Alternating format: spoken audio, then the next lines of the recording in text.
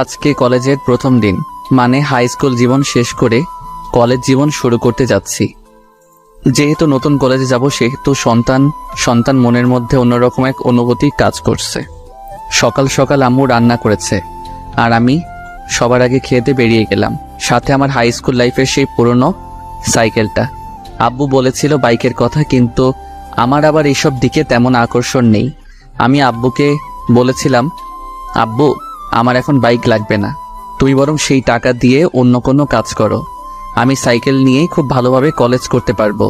আসলে সাইকেলের সাথে আমার প্রেম হয়ে গেছে, এতদিনের পুরনো বন্ধু ছাড়তে ইচ্ছে করে না, তাই সাইকেল নিয়েই কলেজ করব ঠিক করি। কলেজের উদ্দেশ্যে বেরিয়ে গেলাম। বাসা থেকে কলেজে যেতে প্রায় 20 মিনিট সময় লাগে। একাই যাচ্ছিলাম, সাথে কেউ নেই।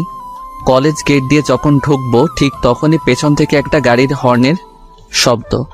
আমি যথেষ্ট সাইড দিয়েছি, কিন্তু এরপরেও হর্নের শব্দ যা খুব বিরক্তিকর লাগছিল। আমি সাইড না দিয়ে আবার রাস্তার মাঝখানে চলে গেলাম। তারপর যা হলো, গাড়িটা গিয়ে একটা গাছের সাথে ধাক্কা খেলো। গাড়ি থেকে একটা মেয়ে নামলো।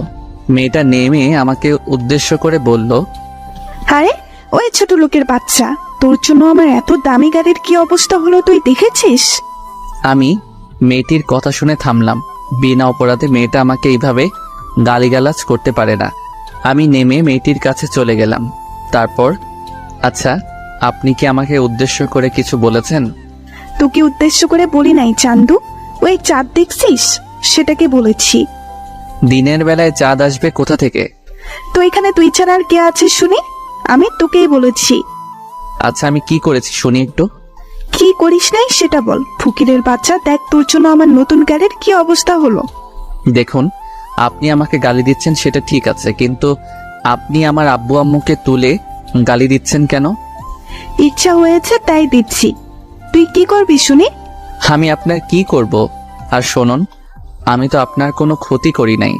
আপনি ভালোভাবে ড্রাইভ করতে পারেন না, তাই এমন হয়েছে। হয় চুপ, তুই কি আমার ড্রাইভ করা শিখাবি নাকি শুনি? আমি বেশ ভালোভাবেই গাড়ি চালাতে পারি, কিন্তু তোর জন্য এত কিছু। দেখুন, আমার জন্য কিছু হয়নি, ওকে? আপনি হর্ন দিচ্ছিলেন, আমি সাইড দিয়েছিলাম, কিন্তু আপনি তারপরেও সামনে না গিয়ে হর্ন বাজিয়েই যাচ্ছিলেন। তাই তো আমি আবার রাস্তার মাঝখানে চলে আসি। চুপ থাক ফকির কোথাকার, একদম কথা বলবি না। দেখুন, আপনি কিন্তু আমাকে শুধু শুধু অপমান করে যাচ্ছেন। আমি তো কোনো দোষ করি নাই। চুপ, বড় গলায় আবার কথা বলে। আমি কোনো দোষ করি নাই। আচ্ছা, আমি কি দোষ করেছি সেটা বলেন তো। তোর দোষ? তুই আমার গাড়ির সামনে দিয়ে সাইকেল কেন চালাচ্ছিলি? দেখুন, এটা রাস্তা, আর আমি খুব ভালো করে জানি এইসব রাস্তা দিয়ে সবাই চলাফেরা করতে পারে। আর রাস্তাটা তো আপনার বাবার না, যে আপনি আসবেন বলে কেউ সেখান দিয়ে যেতে পারবে না। মেয়েটি আমার কথা শুনে রেগে গিয়ে আমার কাছে এসে চড় মেরে দিল। এই, আপনি আমাকে মারলেন কেন? তোর সাহস হয় কি করে আমার বাবাকে নিয়ে কথা বলার শুনি? দেখুন, আপনি কিন্তু অন্যায়ের পর অন্যায় করেই যাচ্ছেন। আমি কিন্তু সব সহ্য করব না। কি করবি তুই শুনি? তোর কি করার ক্ষমতা আছে একটু শুনি? আপনি মেয়ে বলে এতক্ষণ আপনাকে সম্মান দিয়ে কথা বলছি। অভদ্র একটা মেয়ে। এই, তুই কি বললি আমি অভদ্র? দাঁড়া, দেখাচ্ছি মজা। এই বলে মেয়েটা আবার আমাকে চড় দিতে যাবে, ঠিক তখনই আমি মেয়েটার হাত ধরে ফেলি। ওই ফকির, তুই আমাকে টাচ করলি কোন সাহসে? ছাড় বলছি, ছাড় আমায়। ছাড়বো না তোকে। কি করবি শুনি? এতক্ষণ তো সহ্য করলাম, কি ভেবেছিলি কিছু বলছি না বলে আমি সবসময় চুপ করে থাকবো নাকি? তোর মতো মেয়েদের মাথায় উঠতে দিতে নেই, ফাজিল মেয়ে কোথাকার। দেখ, আমাকে একদম অপমান করবি না, এর ফল কিন্তু একদম ভালো হবে না। খারাপের কি আছে শুনি? আমিও দেখতে চাই এর ফল কি হয়। এই বলে আমি মেয়েটার হাত ছেড়ে দিলাম। অন্যদিকে মেয়েটা তো রেগে একদম আগুন। আমি চলে গেলাম মেয়েটার সামনে থেকে। ফাজিল, অভদ্র মেয়ে কোথাকার। কলেজে গিয়ে আমি আমার ক্লাস খুঁজে ক্লাসে চলে গেলাম। কিছুক্ষণ পর দেখি মেয়েটাও আমাদের ক্লাসের। দূর, মেজাজ আবার খারাপ হয়ে গেল। মেয়েটা আমাকে দেখে মনে হয় আবার রেগে গেছে। মেয়েটা দাঁত কটর মোটর করতে করতে সিটে বসে পড়ল। আমি আর মেয়েটার দিকে লক্ষ্য না করে কিছু নতুন ফ্রেন্ড বানিয়ে নিলাম। কিছুক্ষণ পর স্যার আসলো ক্লাসে। সবাই দাঁড়িয়ে স্যারকে সালাম দিলাম। তারপর স্যার আমাদের সবাইকে বসতে বলল, বসে পড়লাম।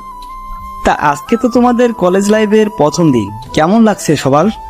জি স্যার, অনেক ভালো লাগছে। আজকেও তোমাদের ক্লাস নেব না, সবার সাথে পরিচিত হব। এক এক করে সবাই পরিচয় দাও। আগে আমরা মানে ছেলেরা সবাই পরিচয় দিলাম, তারপর মেয়েদের পালা। এক সময় সেই মেয়েটি নিজের পরিচয় দিল। মেয়েটির নাম তিশা। বাহ, বেশ সুন্দর নাম, কিন্তু নামের সাথে মেয়েটির কামের কোনো মিল নেই। একটা বদমেজাজি মেয়ে, মেয়েদের এত মেজাজ থাকা ভালো না। আর মেয়েটা তখন আমাকে চর মেরেছিল, সেই জায়গাটা এখনো ব্যথায় টনটন করছে। এত শক্তি বাবা! ক্লাস শেষ করে বাসায় ফিরছিলাম, নতুন বন্ধুদের সাথে খুব ভালো লাগছিল। একদিনই সবাই কেমন আপন করে নিয়েছে। আমি আমাদের বাসায় চলে গেলাম। বাসায় যাওয়ার পর কলিং বেল চাপতেই আম্মু দরজা খুলে দিল। আমি সরাসরি আমার রুমে চলে গেলাম। আসলে আমি আম্মুর কাছ থেকে লুকাতে চাইছিলাম যে আমার গালে কারো হাতের ছাপ আছে, সেটা আম্মু না দেখুক। কিছুক্ষণ পর আম্মু আমার রুমে আসলো, তারপর বলল, তোর গালে তো কোন কিসের দাগ দেখলাম বলতো? না আম্মু, তুমি কিসের দাগ দেখবে? মিথ্যা বলবি না, আমি দেখেছি আর এখনো তোর গালের দাগগুলো খুব ভালোভাবে বোঝা যাচ্ছে। কিসের দাগ বল আমায়। না মানে আম্মু, আমি সাইকেল চালাচ্ছিলাম, তখন একটা মেয়ের সাথে ধাক্কা খেয়েছিলাম, তাই মেয়েটা আমাকে চড় মেরেছিল। কিছুটা সত্যি কিছুটা মিথ্যা। পুরোটা সত্যি বলে দিলে এটা ওটা জিজ্ঞেস করে, কান ঝালাপালা করে দিবে। সেটা তো একটা দুর্ঘটনা মাত্র, তার জন্য কেউ এইভাবে মারে? আম্মু বাদ দাও তো, চা হবার হয়ে গেছে। আমার খুব ক্ষুধা পেয়েছে, আমাকে তাড়াতাড়ি খেতে দাও, আমাকে আবার খেলতে যেতে হবে। আচ্ছা, আমি খাবার বেড়ে দিচ্ছি, তুই তাড়াতাড়ি খেতে চলে আয়। তারপর খেতে গেলাম। খাওয়া দাওয়া শেষ করে আমি খেলতে মাঠে চলে গেলাম। ক্রিকেট খেলছিলাম। মাঠের অপর প্রান্ত দিয়ে একটা মেয়ে হেঁটে যাচ্ছিল, বল করল, আর আমি ব্যাট সজোরে চালিয়ে দিলাম। ব্যাস, যা হবার তাই হলো। বল সোজা গিয়ে মেয়ের গায়ে লাগলো। মেয়ে তো রেগে একেবারে আগুন হয়ে গেছে। মেয়েটা বল হাতে নিয়ে দাঁড়িয়ে আছে। কেউ মেয়েটার কাছে যেতেই সাহস পাচ্ছে না। সবাই আমাকে জোর করে ধরে পাঠিয়ে দিল। যেহেতু বল আমি মেরেছি, আমি মেয়েটার কাছে যেতেই আরো অবাক। আরে, এই তো সকালে সেই মেয়েটা। আমি গেছি, এইবার আমি শেষ। তবু বুক ভরা সাহস নিয়ে আমি মেয়েটার কাছে গিয়ে বললাম, এই যে তিশা আপু, বলটা যদি দিতেন তাহলে খুব ভালো হতো। ওই, তুই আমাকে আপু বললি কেন? আমি কি তোর আপুর মতো নাকি? সরি, ভুল হয়ে গেছে খালাম্মা, এইবার দয়া করে বল দিন, আমাদের দেরি হয়ে যাচ্ছে। ইস রে, আগেরটাই ভালো ছিল। আর শোন, তুই বল পাবি না, যা ভাগ। প্লিজ বল দিন। বললাম না তুই বল পাবি না। তুইও ঘ্যানর ঘ্যানর করিস কেন? এমন ভাবে বলবেন না, প্লিজ বল দিন। আচ্ছা দিব, তবে তোকে কানে ধরতে হবে। বল, তুই রাজি? আমি আর কোনো উপায় না পেয়ে কানে ধরলাম। তারপর তিশা বলল, এইবারের মতো অল্পতেই ছেড়ে দিলাম, যদি আবার আমার সাথে পাঙ্কা নিতে আসিস তাহলে তোর খবর আছে। এই বলে তিশা আমার দিকে বল ছুঁড়ে মেরে চলে গেল। আমি মনে মনে বললাম, সবার সামনে আমাকে অপমান করার শোধ আমি তুলে নিব। বল নিয়ে চলে গেলাম, আবার খেলা শুরু। খেলা শেষ করে বাসায় ফিরছিলাম, তখন হঠাৎ করে বৃষ্টি নামলো। কি করব? হ্যাঁ, একটা যাত্রী ছাউনি আছে, আপাতত সেইখানে আশ্রয় নেওয়া শেষ হবে। আমি যাত্রী ছাউনির নিচে আশ্রয় নিলাম। বৃষ্টি শেষ, আমি বাসায় ফিরছিলাম, তখন দেখি তিশা আসছে। মাথায় দুষ্টমি বুদ্ধি ভর করলো। তিশা আমাকে দেখে আমার কাছে দিয়ে আসছিল। আমি আমার পাটা একটু বাড়িয়ে দিলাম, তারপর ধপাস, হায় হায়, তিশা পড়ে গেছে। আরে ওই ফাজিল ছোট লোক, তুই এটা কি করলি? কি করেছি আমি? তুই আমাকে ল্যাং মারলি কেন? আমি কোথায় ল্যাং মারলাম? তুমি নিজেই তো আমার পায়ের সাথে। চুপ, একদম চুপ, ফাজিল পোলা। আমি গেলাম, তুমি এভাবে বসে থাকো কেমন? প্লিজ আমাকে একটু উঠিয়ে দেন। সেটা আমি পারবো না, মেয়ে মানুষের গায়ে আমি হাত দিতে পারবো না। প্লিজ একটু ধরে তুলে দে। আমি পারবো না, আমি গেলাম। এই বলে আমি সেখান থেকে চলে আসলাম।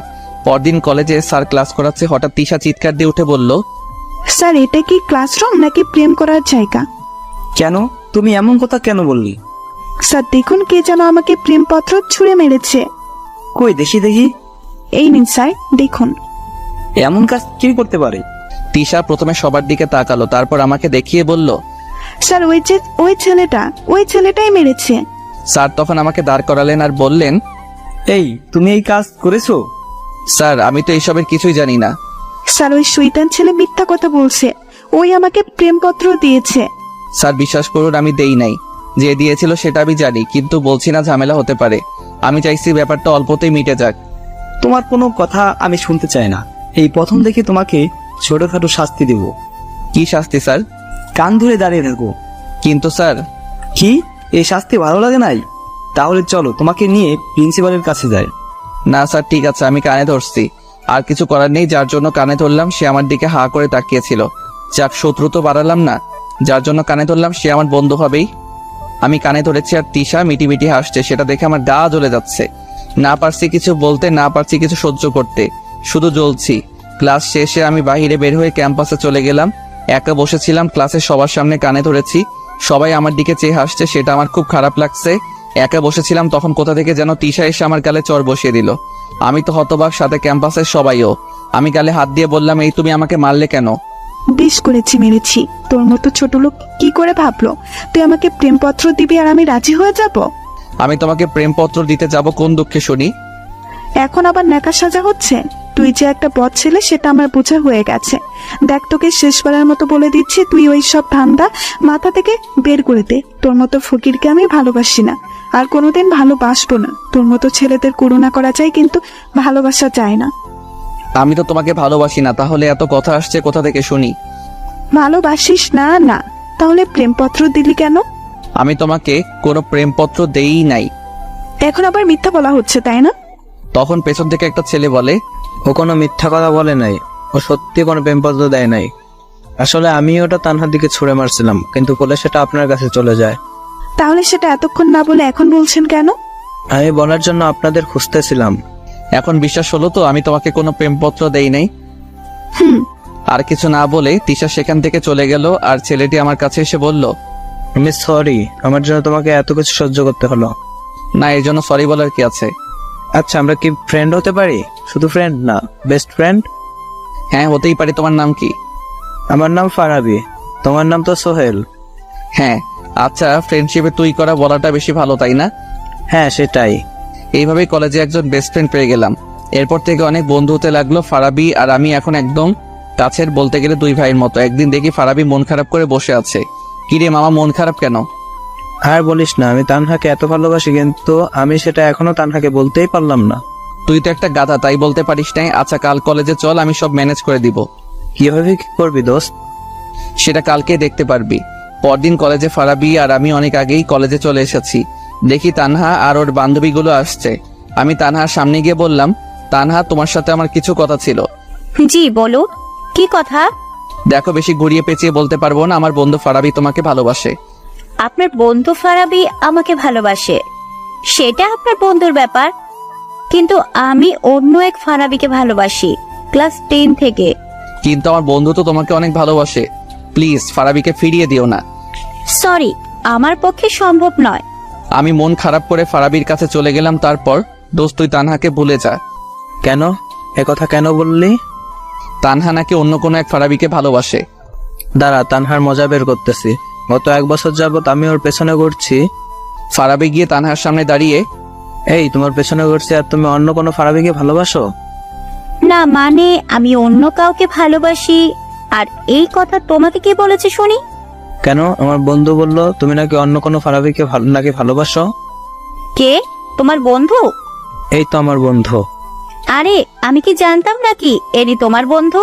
আমি তো ভাবছি এনি যার কথা বলছে আর আমি যাকে ভালোবাসি দুজন আলাদা মানুষ।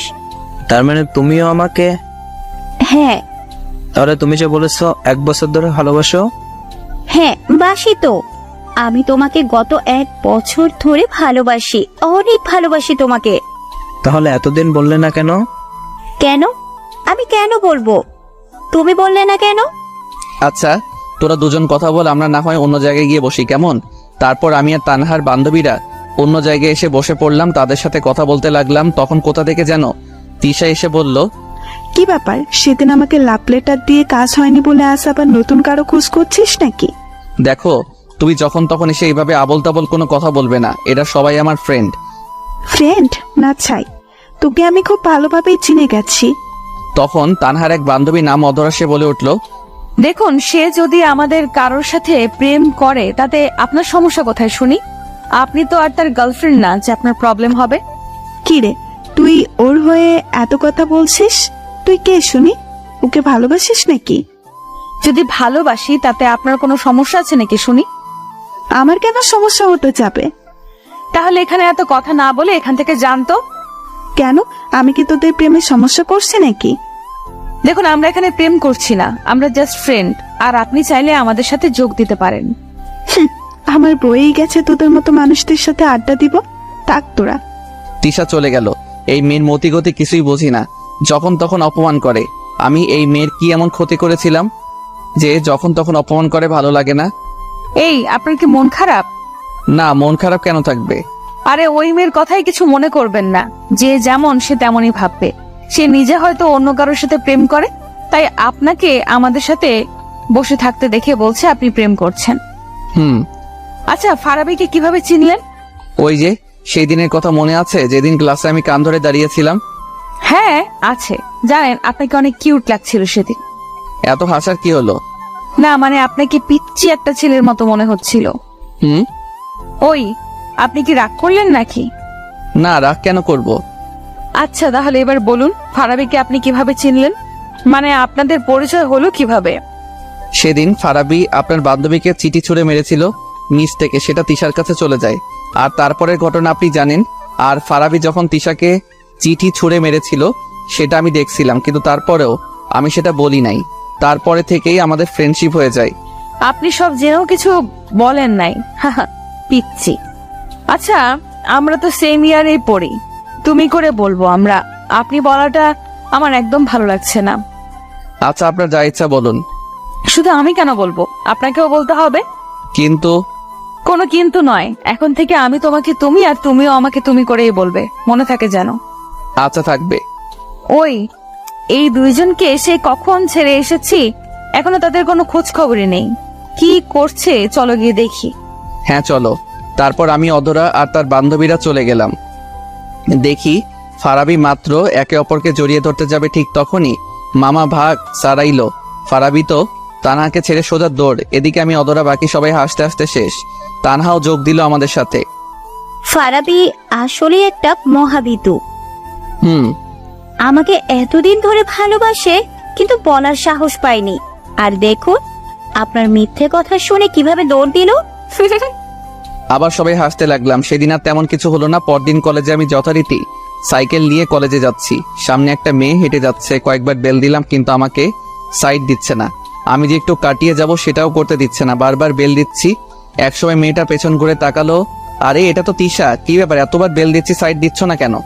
আমার ইচ্ছা হচ্ছে তাই দিচ্ছি না। আর তোর এই খ্যাপ মার্কার সাইকেলের বেল আমার কান ঝালাপালা করে দিচ্ছে।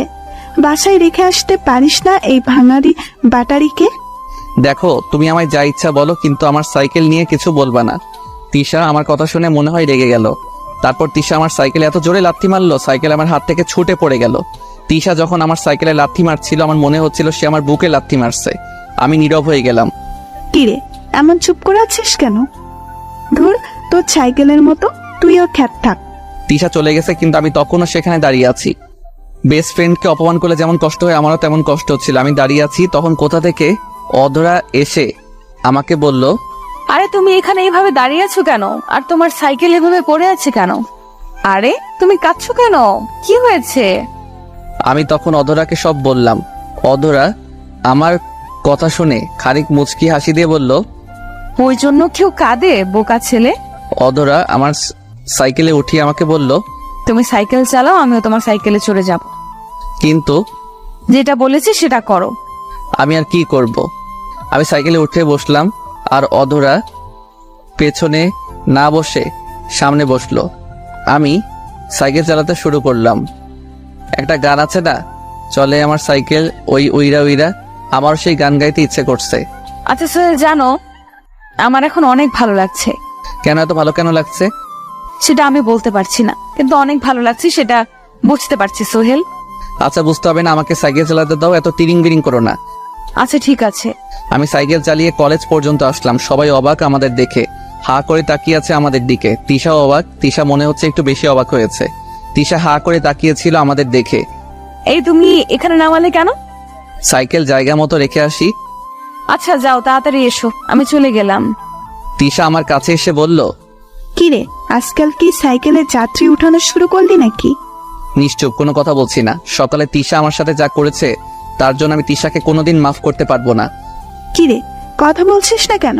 বোবা হয়ে গেলি নাকি? দেখো, তোমার সাথে আমার কথা বলার কোনো ইচ্ছা নাই। তাহলে কি আছে? কোনো কিছুর ইচ্ছা নাই। তুমি প্লিজ আমার সাথে এমন ব্যবহার করা ছেড়ে দাও। আমি তো তোমার কোনো ক্ষতি করি নাই। তা না করলে কিন্তু তুই আমার সাথে বেয়াদবি করেছিস, তার ফল তোকে তো একটু ভোগ করতেই হবে, তাই না? যদি তুমি আমার উপর প্রতিশোধ নিতে চাও তাহলে একদিনে সব প্রতিশোধ নিয়ে নাও, কিন্তু এইভাবে প্রতিদিন আমার সাথে এমন করো না। আমারও সহ্য করার একটা সীমা আছে।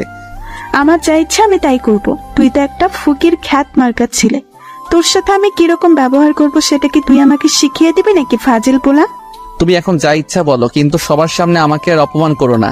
আমাকে সবার সামনে ছোট বানিয়ে তোমার লাভ কি একটু বলবে? কোনো লাভ নাই তো। তাহলে আমাকে সবাই সামনে ছোট বানাও, আমাকে আর ছোট বানিও না। দেখ, বেশি প্যাকুর প্যাকুর না করে যা এখন। আমি তো তোমার কাছে আসিনি, তুমি এলে আমার কাছে, তাহলে আমাকে যেতে বলছো কেন? যেতে হলে তুমি যাও। আরে ওই, তুই কার উপর রাগ দেখাচ্ছিস শুনি? দেখ, আমার উপর কিন্তু একদম রাগ দেখাবি না। আমি তোর রাগ সহ্য করব না। আমার সাথে বেশি লাগতে না এলে না, এই কলেজ থেকে তাড়িয়ে ছাড়বো, এই বলে দিলাম। হঠাৎ অধরা চলে এলো। কে কাকে তাড়াবে? ওই, তুই এখানে এলি কেন? তোকে কি কেউ আমাদের মাঝখানে ডেকেছে? তুই কেন এলি আমাদের মাঝে নাক গলাতে? বারে, তুমি আমার ফ্রেন্ডকে আপন করেছো, তাকে হুমকি দিচ্ছ, আর আমি চুপটি করে থাকবো? সেটা কিভাবে হয় বলো? আমি থাকতে আমার ফ্রেন্ডকে তুমি অপমান করতে পারো না। আমি তো অবাক, অধরা আমাকে নিয়ে এত সিরিয়াসলি কথা বলছে, ঝগড়া করছে। তুই এমন ভাবে কথা বলছিস যেন এই গায়া খ্যাত ছেলেটা তোর বয়ফ্রেন্ড। হ্যাঁ সোহেল, আমার বয়ফ্রেন্ড, তাতে কোনো সমস্যা? আরে বাহ, তা কবে শুরু করলি রিলেশন? এই তো মাত্র শুরু করেছি। রিলেশন শুরু করেছিস, তার প্রমাণ কি? তুই কি প্রমাণ চাস বল, আমি সেই প্রমাণই দিব। তাহলে এক কাজ কর, জড়িয়ে ধরে একটা চুমু খাতো। কেন চুমু খাবো কেন? আরে তা না হলে বুঝবো কিভাবে যে তুই তাকে কি ভালোবাসিস কিনা? আচ্ছা, আমি এক্ষুনি প্রমাণ করে দিচ্ছি। এই বলে অধরা আমার দিকে এগোচ্ছে, অবস্থা বেগোতেই। এখানে থাকলে যে কোনো কিছু হয়ে যেতে পারে। অধরা আমার কাছে আসার আগে আমি দৌড় দিলাম, একটা নিরাপদ স্থানে এসে হাঁপাতে লাগলাম। জানি না ওই জায়গায় দাঁড়িয়ে থাকলে কি না কি হয়ে যেত। ও অধরার পরিচয় দেয়নি। অধরা দেখতে খুব সুন্দরী, ময়দা সুন্দরী না, প্রাকৃতিক সুন্দরী। আর অধরার পরিবার বেশ ভালোই স্থানেই আছে, কিন্তু অধরার মনে কোনো অহংকার নেই। পরিচয় দিতে দিতে ক্লাসের বেল দিয়ে দিচ্ছে। ক্লাসে ঢুকে দেখে অধরা আমার দিকে রাগি লোকে তাকিয়ে আছে। আরে এই মেয়ের আবার কি হলো? আমার দিকে এমনভাবে তাকিয়ে আছে কেন? আমি তো কোনো দোষ করি নাই। আর অন্যদিকে দেখি তিশা মুচকি আসছে। বুঝি না এই দুই মেয়ের কি হয়েছে। তবে তখন যে অবস্থা হয়েছিল তাতে করে তাদের দুজনের চুল ধরাধরি হয় নাই, এটাই অনেক। ক্লাসের স্যার এসে পড়ছে, সবাই মিলে দাঁড়িয়ে স্যারকে সালাম দিলাম। দাঁড়ানো অবস্থায় আবার অধরার দিকে তাকিয়েছিলাম, দেখে বজ্জাত মেয়েটা তখন আমার দিকে রাগি লুকে তাকিয়ে আছে। গাল লাল হয়ে গেছে, চোখ তো আরো বেশি লাল, মনে হয় জ্বলছে। আমি পোড়া পোড়া গন্ধ পাচ্ছি। ক্লাসের সময় আমি যেই কয়বার অধরার দিকে তাকিয়েছিলাম প্রত্যেকবার দেখেছি অধরা আমার দিকে রাগি লুকে তাকিয়ে আছে। তাই ভয়ে পরের ক্লাসে আর অধরার দিকে তাকাই নাই। ক্লাস শেষ করে পালিয়ে পালিয়ে বাসায় চলে আসছি। জানি না আবার কার সামনে পড়বো, আবার নতুন কি ঝামেলা হবে। তার থেকে ভালো পালিয়ে বাসায় চলে আসলাম। বাসায় এসে খাওয়া দাওয়া শেষ করে একটু ঘুমিয়েছিলাম, আর তখনই কে যেন এসে আমার কান টেনে ধরেছে। এর আগে কখনো এমন হয় নাই, কোনোদিন কেউ আমার কান টেনে ধরে নাই। আমি ঘুম ঘুম চোখে দেখে অধরা আমার পাশে বসে আছে, সকালেই সেই রাগি লোক। উফ, আমি স্বপ্ন দেখছি, মেয়েটা আমার উপর এত খেপেছে কেন? তুই তখন এভাবে পালিয়ে গেলি কেন? আমাকে এখন একটু ঘুমাতে দাও, কালকে কথা হবে। কাল কেন হবে? আমি আজকেই কথা বলবো, আজকে। আমার ঘুম তখন অনেকটাই হালকা হয়ে গেছে। আমি ভালোভাবে তাকিয়ে দেখি অধরা আমার কান টেনে ধরে বসে আছে। এই তো তুমি এখানে? কেউ দেখেনি তো? সবাই দেখেছে, কিন্তু কেউ কিছু বলতে সাহস পায়নি। সাহস পাইনি মানে বুঝলাম না। তোকে এত কিছু বলতে হবে না, এখন বল তুই তখন অমন করে দৌড়ে পালালি কেন? তো কি আমি দাঁড়িয়ে থাকতাম নাকি? হ্যাঁ থাকতিস, তোর জন্য আমি এই প্রথম হেরে গেলাম। হেরে গেছো মানে? হেরে গেছি মানে আমি ওই বজ্জাত মেয়ের কাছে হেরে গেছি। জানিস, তুই চলে যাবার পর বজ্জাত মেয়েটা আমাকে অনেকগুলো কথা শুনিয়েছে। সেখানে আমার কি দোষ? সব তোর দোষ। তুই তখন সেখানে দাঁড়িয়ে থাকলে তো সবকিছু মিটে যেত। তুমি যে আমাকে কিস করতে আসছিলে তার জন্যই তো পালিয়ে গেছি। একটা কিস খেলে কি এমন ক্ষতি হতো শুনি? বাড়ি আমার লজ্জা লাগে না বুঝি? পাইছে রে আমার লজ্জাবতী। আচ্ছা, সব কথা পরে, আগে বলো তো তুমি আমাদের বাসায় কিভাবে আসলে? আবার আব্বু আম্মু তোমাকে কিছু বললো না? আমি ফারাবের কাছ থেকে তোমার বাসার ঠিকানা নিলাম, তারপর তোমার বাসায় আসলাম। আর আব্বু আম্মু তাদের তো মাত্র একটা কথা বলেই পটিয়ে ফেলেছি। কি এমন কথা বলছো? বলতে লজ্জা করছে।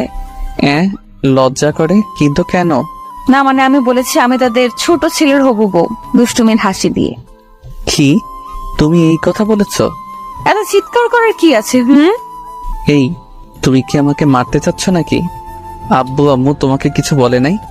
কি বলবে, শুধু বলেছে আগে ভালো মতো পরীক্ষায় পাশ করব, তারপর যা হবার হবে। হ্যাঁ, তোমার যা হবার তাই হবে, কিন্তু আমার মনে হচ্ছে এইবার আমাকে এই বাড়ি চিরদিনের জন্য ছাড়তে হবে। সমস্যা নেই, আমাদের বাসা তোমার জন্য আছে তো। চুপ করো। তোমাকে কে বলতে বলেছিল ওইসব মিথ্যা কথা? কেউ না। কে বলতে বলবে, আমার ইচ্ছে হয়েছে তাই বলেছি। আর আমার শ্বশুর শাশুড়ি মনে হয় আমাকে পছন্দ করেছে, তাই তো বেশি কিছু বলে নাই। ওই ভাই, কেউ এই বজ্জাত মেয়েকে একটু বোঝান তো, না হলে আমাকে একটা বিমান দেন, আমি উগান্ডা চলে যাব। এই মেয়ে বলে কি প্রথমে শ্বশুর শাশুড়ি বানিয়ে ফেললো? মাথায় মনে হয় বড় ধরনের প্রবলেম আছে। এই তুমি কি ভাবছো? না, তেমন কিছু না। আব্বু আম্মু কি সত্যি বাসায় আছে নাকি আজ খালি বাসা? না, ওনারা তো নিচেই বসে আছে। আমি যখন এলাম তখন তারা নিচেই বসেছিল। এখন কোথায় গেছে আমি কি করে বলবো? আমি তাড়াতাড়ি করে নিচে এলাম, দেখি আব্বু আম্মু নিচেই বসে আছে। এই রে, আমি এবার শেষ, আমি এইবার মরবো। আব্বু আমাকে দেখে ডাক দিল। আমি ভয়ে ভয়ে আব্বুর কাছে গেলাম। কিরে, এসব কি শুনছি? কতদিন ধরে চলছে এসব? আব্বু, আমি এসবের কিচ্ছু জানি না। হয়েছে, এখন আর মিথ্যা বলার কোনো দরকার নেই। শোন, মন দিয়ে পড়ালেখা কর। আর প্রেম করছিস ভালো কথা, আমাদের কাছে লোকালি কেন? আরে আব্বু, দেখি রাগ না করে আমার সাথে ভালোভাবেই কথা বলছে, কিন্তু আব্বু সত্যিটা না জেনে মিথ্যাটা সত্যি ধরে নিল। দূর, ভালো লাগে না। আচ্ছা, মেয়েটা সেই কখন আমাদের বাসায় এসেছে, ওকে কিছু খেতে দাও। না, আমি এখন কিছু খাবো না, আমাকে বাসায় যেতে হবে। আরো কিছুক্ষণ থেকে গেলে ভালো লাগতো। না আম্মু, অন্য একদিন। কি বজ্জাত মেয়ে, এখনই আমার আম্মুকে আম্মু বলে ডাকতে শুরু করেছে। আচ্ছা সোহেল, ও যখন চলে যেতে চাইছে তাহলে এক কাজ কর, তুই গিয়ে অধরাকে একটু এগিয়ে দিয়ে আয়। আমি আব্বুর কথায় রাজি হয়ে গেলাম, কারণ আমাকে জানতে হবে অধরা আমার বাসায় মিথ্যা কথা কেন বলল। আমি আর অধরা বাসার বাইরে চলে এসেছি। এই, তুমি আমার বাসায় মিথ্যা কথা বললে কেন? আমি চাইছিলাম আমি মিথ্যা বলে তোমাকে একটু বকুনি খাওয়াবো, কিন্তু পরে সব সত্যি বলে দিব। কিন্তু আব্বু আম্মু তো আমাকে তাদের ছেলের বউ বানাতে রাজিই আছে, তাই আর সত্যি বললাম না। হ্যাঁ, খুব ভালো করেছো, আমাকে উদ্ধার করেছো সত্যি না বলে। অধরার সাথে ঝগড়া করতে করতে অধরাকে তাদের বাসায় পৌঁছে দিয়ে আসলাম। বাসায় আসার পর আম্মু আবার কান টেনে ধরলো আর বলল, আমাদের না জানিয়ে বউ খোঁজা হয়ে গেল। দেখো আম্মু, ওই বজ্জাত মেয়েটা মিথ্যা বলছে। মিথ্যা না, সত্যি সেটা আমি জানি না, আর জানতে চাইও না। ছেলের বউ হিসাবে মেয়েটাকে আমার ভালোই লাগলো। ধুর আম্মু, তুমিও না। আমি চলে গেলাম। এইভাবে যেতে লাগলো দিনগুলো। তিশা আমাকে অপমান করে আর অধরা আগলে রাখে। এর কিছুদিন পর অধরা আবার আমাদের বাসায় আসলো। এসে আব্বু আম্মুকে বলল তার সাথে নাকি তার কোনো এক ফ্রেন্ডের বাসায় যেতে হবে, কিসের নাকি পার্টি আছে। আমি যেতে না চাইলেও আব্বু আম্মু আমাকে জোর করে পাঠিয়ে দিল। আমি গাড়িতে উঠে অধরাকে জিজ্ঞেস করলাম, আচ্ছা আমাকে সাথে না নিলেও তো পারতে। হ্যাঁ পারতাম, কিন্তু যে পার্টিতে যাচ্ছি সেখানে সবাই কম বেশি মিঙ্গেল, তাই ভাবলাম আমি একা সিঙ্গেল থাকি যদি, তাই তোমাকে নিয়ে যাচ্ছি। এই মেয়ে আসলে একটা বড় পাগল। পার্টিতে গিয়ে আমি আর অধরা পাশাপাশি হাঁটছি। এক সময় অধরা আমার হাত ধরলো। কি হলো এটা, তুমি আমার হাত ধরলে কেন? আশেপাশে দেখো সবাই হাত ধরে হাঁটছে। আমি আর অধরা হাঁটছি, এমন সময় তিশা আমাদের সামনে আমাদের দেখে প্রচন্ড রেগে গেছে। চোখ দুটি লাল হয়ে গেছে, মনে হয় আমাদের দুজনকে খেয়ে ফেলবে। কি রে, সেদিন তো আমাকে খুব কথা শুনিয়েছিলি সোহেল নাকি আমাকে ভালোবাসে না। এই দেখ, আমি আর সোহেল আজ একসাথে হাত ধরে হাঁটছি, আর সোহেল আমাকে খুব ভালোবাসে, বুঝলি? ফাজিল মেয়ে, এতদিন তোর জন্য অনেক অপমান মুখ বুজে সহ্য করেছি, কিন্তু আর সহ্য করব না। কিসের এত দেমাগ শুনি? তোর বাবা বড় লোক তাই? হ্যাঁ, আমার বাবা বড় লোক, তাই আমার এত দেমাক। আরে থাম থাম, শুধু কি তোর একার বাবাই বড়লোক নাকি? অন্য কারোর বাবা বড়লোক হতে পারে না? শুন, তুই এতদিন সোহেলকে অকারণে অনেক অপমান করেছিস, কিন্তু এরপর থেকে ভুলেও আর তাকে তুই অপমান তো দূরের কথা, তার ধারে কাছেও আসবি না, এ বলে দিলাম। তুই বলার কি? আমি কাছে যাব নাকি যাব না সেটা আমার ব্যাপার। না, তোর ব্যাপার না, সে এখন আমার বয়ফ্রেন্ড, সো তার ব্যাপার আমি ভালো বুঝবো। তুই দয়া করে তার থেকে একটু দূরে দূরেই থাকিস। আমি অবাক হয়ে নীলার কথা শুনছিলাম। এই মেয়ে এসব বলছে কি? আমি তার বয়ফ্রেন্ড হলাম কবে? যাক, বলছে ভালোই করছে। আমি যা না পারতাম সেটা নীলা করে দিচ্ছে। আমার অপমানের বদলা নীলা নিচ্ছে, আমি তো এনজয় করছি। আরে আমি কি তোর মতো বোকা নাকি? আমি তোর মতো খ্যাতমার্কা ছেলের সাথে যাব, আর কোনোদিন তুই আমাকে তার ধারের কাছেও দেখবি না। সেটা হলেই ভালো হয়। তিশা হনহন করে চলে গেল। আচ্ছা, তুমি তিশাকে এত কিছু বললে কেন? আমার ইচ্ছে হলো তাই বললাম। এতদিন চুপচাপ ছিলাম, কিছু বলি নাই। আর বলি নাই বলে মেয়েটা এত বেড়ে গেছে, আর তুমি ওই মেয়ের হয়ে কথা বলছো কেন? কই, আমি কখন বললাম? না বলাই ভালো, চলো পার্টি এনজয় করি। পার্টি আমার এনজয় করা শেষ। মানে হলো তিশার অপমান আহা কত ভালো যে লাগছে বলে বোঝানো যাবে না। নীলাকে বললাম আমি বাসায় যাব। কেন এত আগে বাসায় কেন যাবে? আমার ভালো লাগছে না। এই কি বলো, কি হয়েছে তোমার? তেমন কিছু না, মাথা ব্যথা করছে। নীলা আর কিছু বলল না, গাড়িতে গিয়ে বসলো। সাথে আমিও। আমাকে বাসায় নামিয়ে দিয়ে নীলা চলে গেল। এরপর দিনগুলো খুব ভালো কাটতে লাগলো। আর সেদিনের পর থেকে তিশা আর আমাকে কোনো অপমান করে নাই, আমার সামনেও আসে নাই। আমি আর নীলা খুব ভালো বন্ধু। হ্যাঁ, আমাদের ব্যাচের প্রায় সবাই প্রেম করে, শুধু আমি আর নীলা ছাড়া। কিন্তু অনেকেই এটা ভাবে আমার আর নীলার মাঝে রিলেশন আছে, যদিও এই কথা সত্যি না। কিন্তু লোকে ভাবলে আমাদের আর কি করার আছে? তার থেকে ভালো যে যেমন ভেবে খুশি তাকে তেমন ভাবতে দেওয়া উচিত। দেখতে দেখতে ইন্টার দ্বিতীয় বর্ষে পা রাখলাম। নীলা আর আমার মাঝে আগের থেকে বেশি ঘনিষ্ঠতা হয়েছে বলতে গেলে। একে অপরের জন্য পাগল, কেউ কাউকে ছাড়া থাকতে পারি না। নীলা যেখানেই যাক না কেন আমাকে সাথে নিয়ে যাবে, আর সবার সামনে পরিচয় দিবে আমি নাকি তার বয়ফ্রেন্ড, হবু স্বামী। আমি এই জন্য নীলাকে আগে অনেক কিছু বলতাম, কিন্তু এখন কেন জানি না ভালো লাগে, তাই কিছু বলি না। কোনো এক কারণে আমার আর নীলার মাঝে একটু ঝগড়া হয়, যদিও এই আগে অনেকবার ঝগড়া হয়েছে, আবার সব ঠিক হয়ে গেছে। কিন্তু এইবার যখন ঝগড়া লাগলো, তার পরের দিন আমি জানতে পারি আমাদের নানার বাসায় যেতে হবে। 2 দিন পর নাকি আমার মামাতো ভাইয়ের বিয়ে। মামাতো ভাই বিয়ের জন্য পাগল হয়ে গেছে। যদি বিয়ে দেওয়া না হয় তবে নাকি বউ বাসায় নিয়ে আসবে। মামা মামি মান সম্মানের ভয় বিয়ে দিতে রাজি হয়ে গেল। হঠাৎ করেই সব ঠিক হয়ে গেছে। আজকে রাত্রের ট্রেনেই আমাদের যেতে হবে। আমি নীলাকে অনেকবার ফোন দিয়েছি, কিন্তু ফোন অফ। নীলাকে সাথে নেওয়ার ইচ্ছা ছিল, গ্রাম দেখতে চেয়েছিল, কিন্তু সেটা আর হলো না। মন খারাপ, নীলাকে জানাতেও পারলাম না আমরা ঢাকা ছাড়ছি। মামার বাসায় গিয়ে আমি মনমরা হয়েছিলাম। যেদিন গায়ে হলুদ সেদিন কয়েকটা মেয়ের সাথে কিছু পিক তুলে ফেসবুকে আপলোড করি। আমার গায়ে হলুদ ছিল আর জামাই জামাই লাগছিল। পোস্টে লেখা ছিল কালকেই বিয়ে। তারপর সব ঝামেলা শেষ। উফ, খুব আনন্দ লাগছে। ছবি আপলোড করার কিছুক্ষণ পর দেখি নীলার ফোন। আমি তো মহা খুশি। নীলা ফোন দিয়েছে, মনের খুশিতে হাসতে হাসতে ফোন ধরলাম। হ্যাঁ নীলা, বলো। জানো, আমি খুব খুশি। নীলা আমার সেই কথার দিকে মন না দিয়ে বলল, আচ্ছা তুমি এখন কোথায়? তোমাদের বাসায় কেউ নেই, তোমাকেও দেখছি না। আমি তো গ্রামে আছি। ঠিকানা দাও। তাও ঠিকানা দিয়ে দিলাম, সাথে সাথে ফোন কেটে দিল। ধুর, কি হলো? একটু যে মন খুলে কথা বলবো সেটাও হলো না। রাতে সবাই আনন্দ করছে, হঠাৎ বাসার বাহিরে 2টা গাড়ি এসে থামলো। এত রাতে গাড়িতে কে এলো? সবাই চিন্তায় আছে। গাড়ি থেকে লোকগুলো নেমে বাসার দিকে আসছিল। আমি শুনেছি এই গ্রামে নাকি মাঝে মধ্যে ডাকাতি হয়। আমি ভাবলাম হয়তো ডাকাত এসেছে, তাই কাউকে কিছু না বলে লুকিয়ে পড়লাম। লুকিয়েছে অনেকক্ষণ হয়েছে। একসময় আমি লক্ষ্য করলাম আমার নাম ধরে অনেকে ডাকাডাকি করছে। আমি তো আরো ভয় পেয়ে গেলাম, কিন্তু একটু সাহস বুকে নিয়ে বেরিয়ে এলাম। সবার সামনে দেখি নীলা ও তার পরিবার, সাথে উকিল আছে আর একজন হুজুর। আমি নীলাকে দেখে অবাক। এত রাতে তুমি এখানে কি করো? কোনো কথা বলছে না। আব্বু এসে বলল, আজকে তোদের বিয়ে।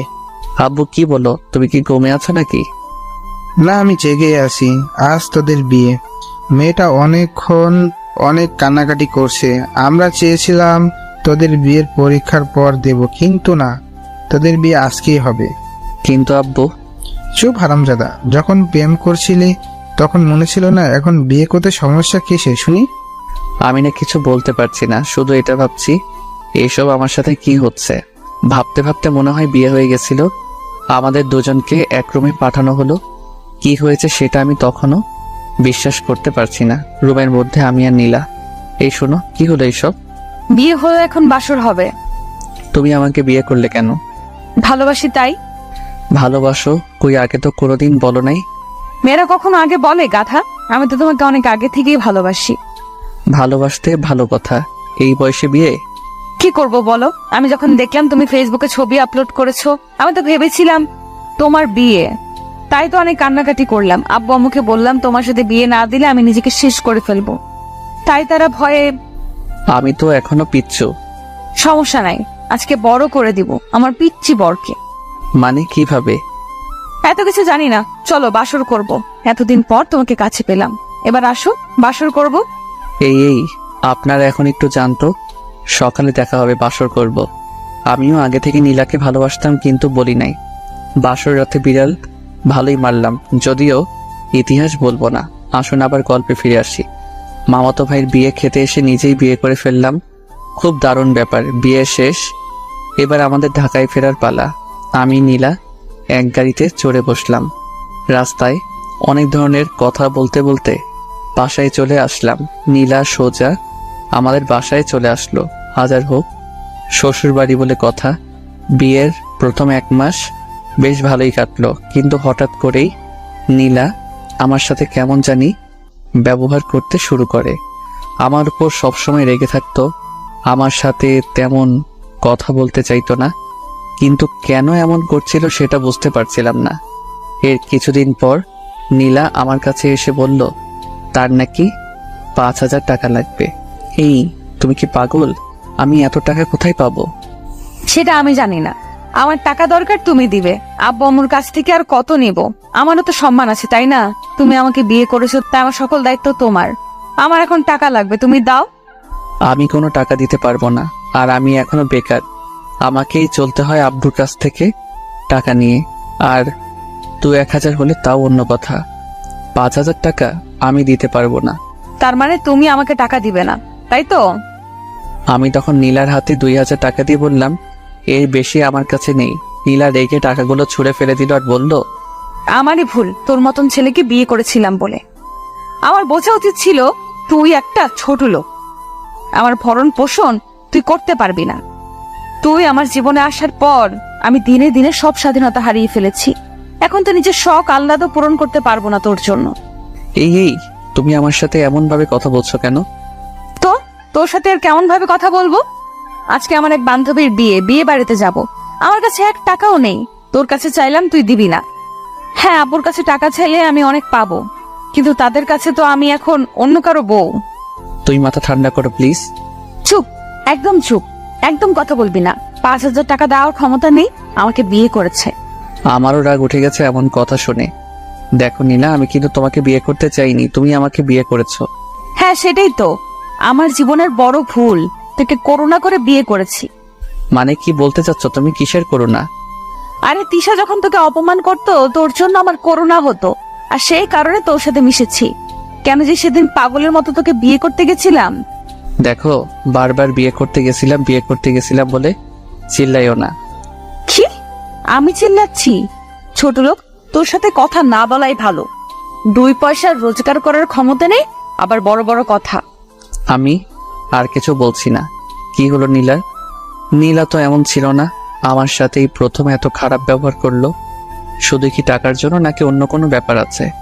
খুব কষ্ট হচ্ছে এইসব কথা ভাবার সময়। আমাকে চুপ থাকতে দেখে নীলা রাগে গজগজ করতে করতে চলে গেল। আগে থেকে রেডি হয়েছিল, আগে কোথাও গেলে আমাকে নিয়ে যেত, কিন্তু ইদানিং আমাকে বলার প্রয়োজন মনে করে না। নীলা চলে যাওয়ার পর আমি ভাবছি কি থেকে কি হয়ে গেল কিছুই বুঝতে পারছি না। এসব কথা ভাবতে ভাবতে কখন যে চোখে জল চলে এসেছে সেটা আমি নিজেও জানি না। নীলা তো ঠিকই বলেছে, আমি কোনো কাজকর্ম করি না। নীলাকে বিয়ে করে ওর জীবন তো সত্যি নষ্ট করে দিয়েছি। আসলে বড়লোকদের মনে কি চলে তা কেউ জানেও না, বুঝতেও পারে না। নীলার ক্ষেত্রেও তাই হলো, কিন্তু বিয়ে যখন হয়েই গেছে একটু মানিয়ে নিলেই তো হতো। নীলা বাসা থেকে গেছে অনেকক্ষণ হয়ে গেছে, কিন্তু এখনো নীলা বাসায় আসছে না। অনেক রাত হয়ে গেছে, ফোন দিচ্ছি কিন্তু ফোন বারবার বন্ধ বলছে। খুব চিন্তা হচ্ছে নীলার জন্য, নানা রকম চিন্তা ভাবনা করছি। এরই মাঝে বাসার কলিং বেলের শব্দ। আমি রুম থেকে দৌড়ে বের হলাম কে এসেছে সেটা দেখার জন্য। নীলা এসেছে। নীলাকে দেখে মনে শান্তির পর্ব ফিরে আসলো। আম্মুর সাথে কি যেন কথা বলল, তারপর উপরে উঠে আসতে লাগলো। আমাকে দেখলো কিন্তু আমার সাথে একটাও কথা বলল না। অনেক অবাক হলাম। কিছু না বলে নীলার পেছনে পেছনে রুমে চলে গেলাম। রুমে গিয়ে, এতক্ষণ কোথায় ছিলে? বন্ধুর বিয়ে ছিল। ফোন বন্ধ কেন? ও চার্জ নেই মনে হয়।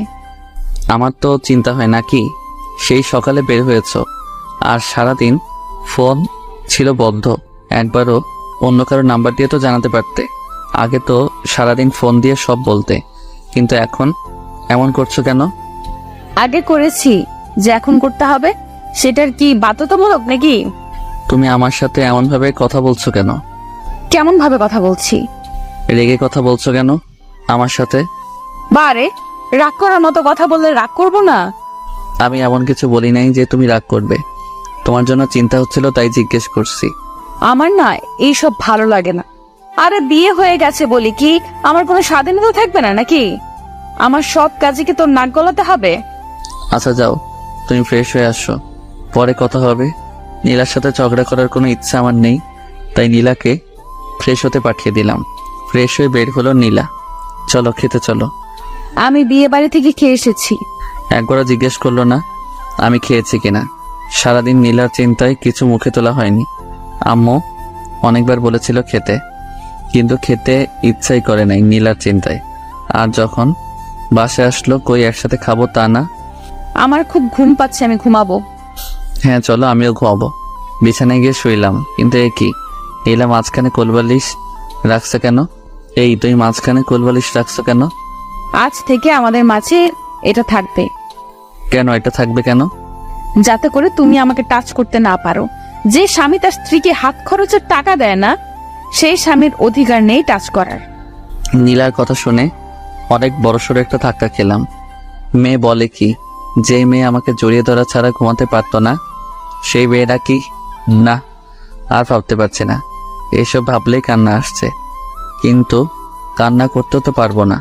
ছেলেদের দেখে কান্না করতে নেই। নীলা মাঝখানে বালিশ রেখে অন্য পাশে ঘুরে রইল। আমিও আর কিছু বললাম না। অনেক চেষ্টা করেছি কিন্তু কিছুতেই ঘুম আসছে না। আসলে নীলা জড়িয়ে না ধরলে ঘুম আসে না। কেমন জানি একটা বদভ্যাস হয়ে গেছে অল্প কয়েকদিনে। অনেক রাত হয়ে গেছে, ঘুম আসছে না।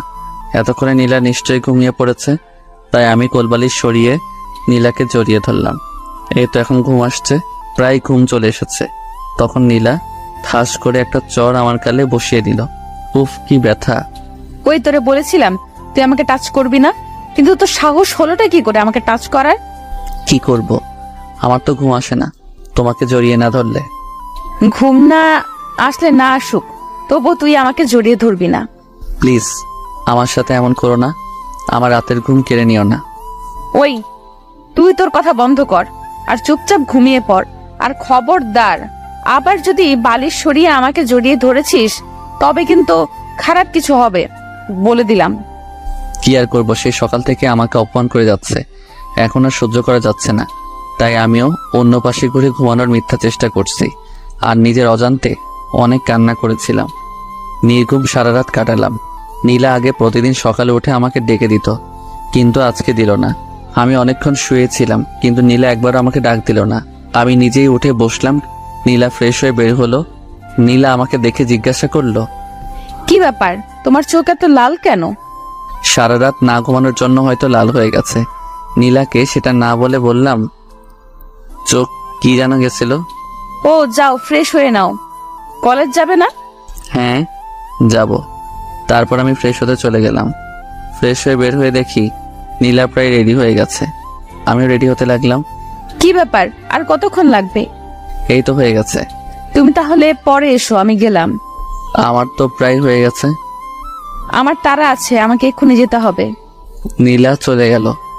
আবারও খুব অবাক হলাম যে নীলা কিনা আমাকে রেখে একা কলেজে যেতেই চাইতো না, সেই নীলা আজকে আমাকে রেখেই চলে গেল। আমি আর সেদিন কলেজে গেলাম না, বাসায় ছিলাম। নীলা কলেজ থেকে ফিরে এসেছে। কি ব্যাপার, আজ কলেজে গেলে না যে? এমনি, আর কিছু বললো না, আমিও বললাম না। একটা কথা বলা হয়নি, আমাদের বিয়ে হয়েছে সেটা অনেক কম লোক জানে, কলেজে কেউ জানে না। সেদিন রাতেও আগের দিনের মতো হলো। মাঝখানে কোলবালিশ রেখে নীলা ঘুমিয়ে পড়েছে। আমিও মাঝরাতে নীলাকে জড়িয়ে ধরেছিলাম। তারপর আগের রাতের মতো নীলা আমাকে ঠাস করে একটা চর মেরে চলে যায়। মানে রাগ করে সেদিন রাতে নীলা অন্য রুমে ঘুমাতে যায়। আমি অনেক আটকাতে চেয়েছি, কিন্তু নীলা আমার কোনো কথা না শুনে চলে যায় অন্য রুমে। এইভাবে আমাদের দূরত্ব বাড়তে থাকে।